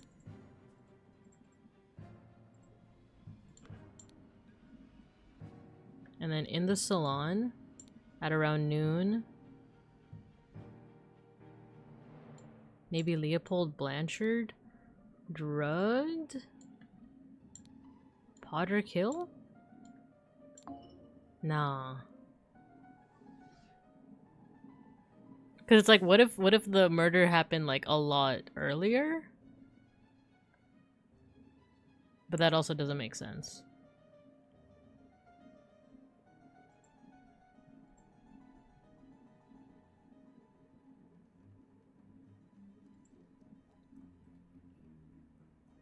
No, this is like... Augustus Valentine is here. Because it makes sense with all the pronouns. Because, like, in the salon around noon, Alistair Coach killed Augustus Valentine and planted the button on him to frame Leopold Blanchard.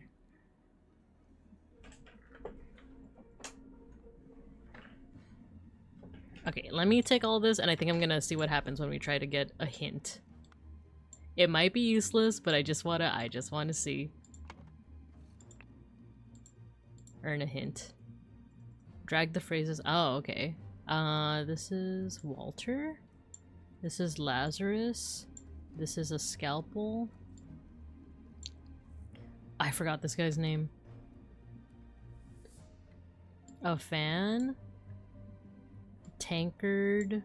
A harp. Alistair. A knife. A flask. Oh no. Flask. Watch. Flask. And then John and Oscar. I feel like this is Oscar, this is John. Now go and select a hint to your liking. Go to the hint section. The identities of the people on the drugs, on the motivations of the suspects, on the criminal activities. Let's do this. Just a thought, my friend. Someone has been killed for sure, but some things may have been stolen as well. Some to serve purposes of the killer, but sometimes thefts may occur that are unrelated to the murder. Count all valuable, some may be missing.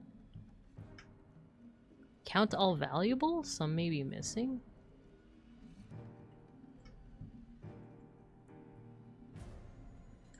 Oh. Count all the valuables, some may be 1, 2, 3, 4, 5, 6. 1, 2, 3, 4, 5.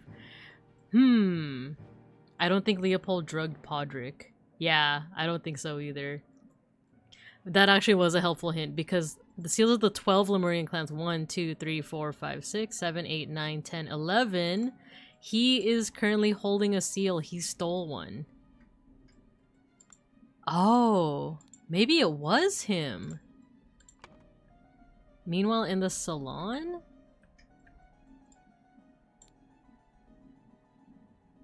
Ergen Pitu? And stole a Lemurian seal from the salon. Maybe in the library? Maybe it is the salon, but let's do this. Meanwhile, in the library... Maybe he killed... No.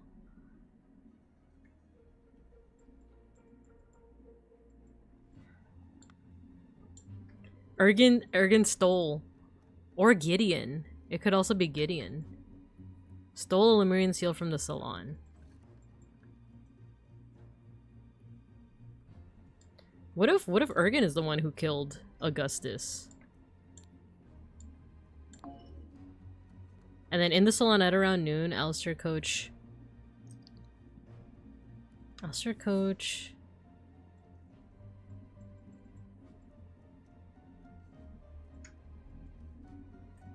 Stole, kill, frame, drugged? Nah. Wait. What if he drugged blue-haired guy? Drugged? Gideon Bell. Okay, we're close. We're really close. And stole a Lemurian seal. Meanwhile, in the tea house.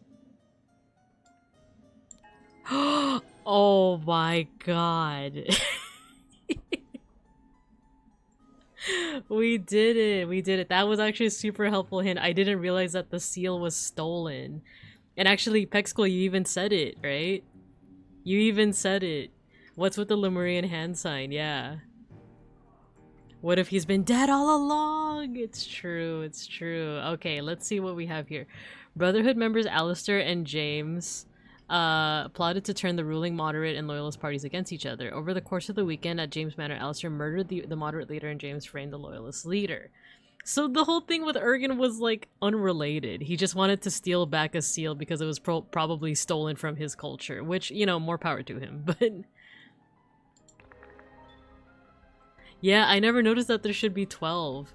And I think a big tip off is if you go back here, one of the tea is like empty and then the other is untouched. So it was completely unrelated to the murder, but he just wanted to steal back his seal, basically. But cool, thank you guys. I think that's it for today.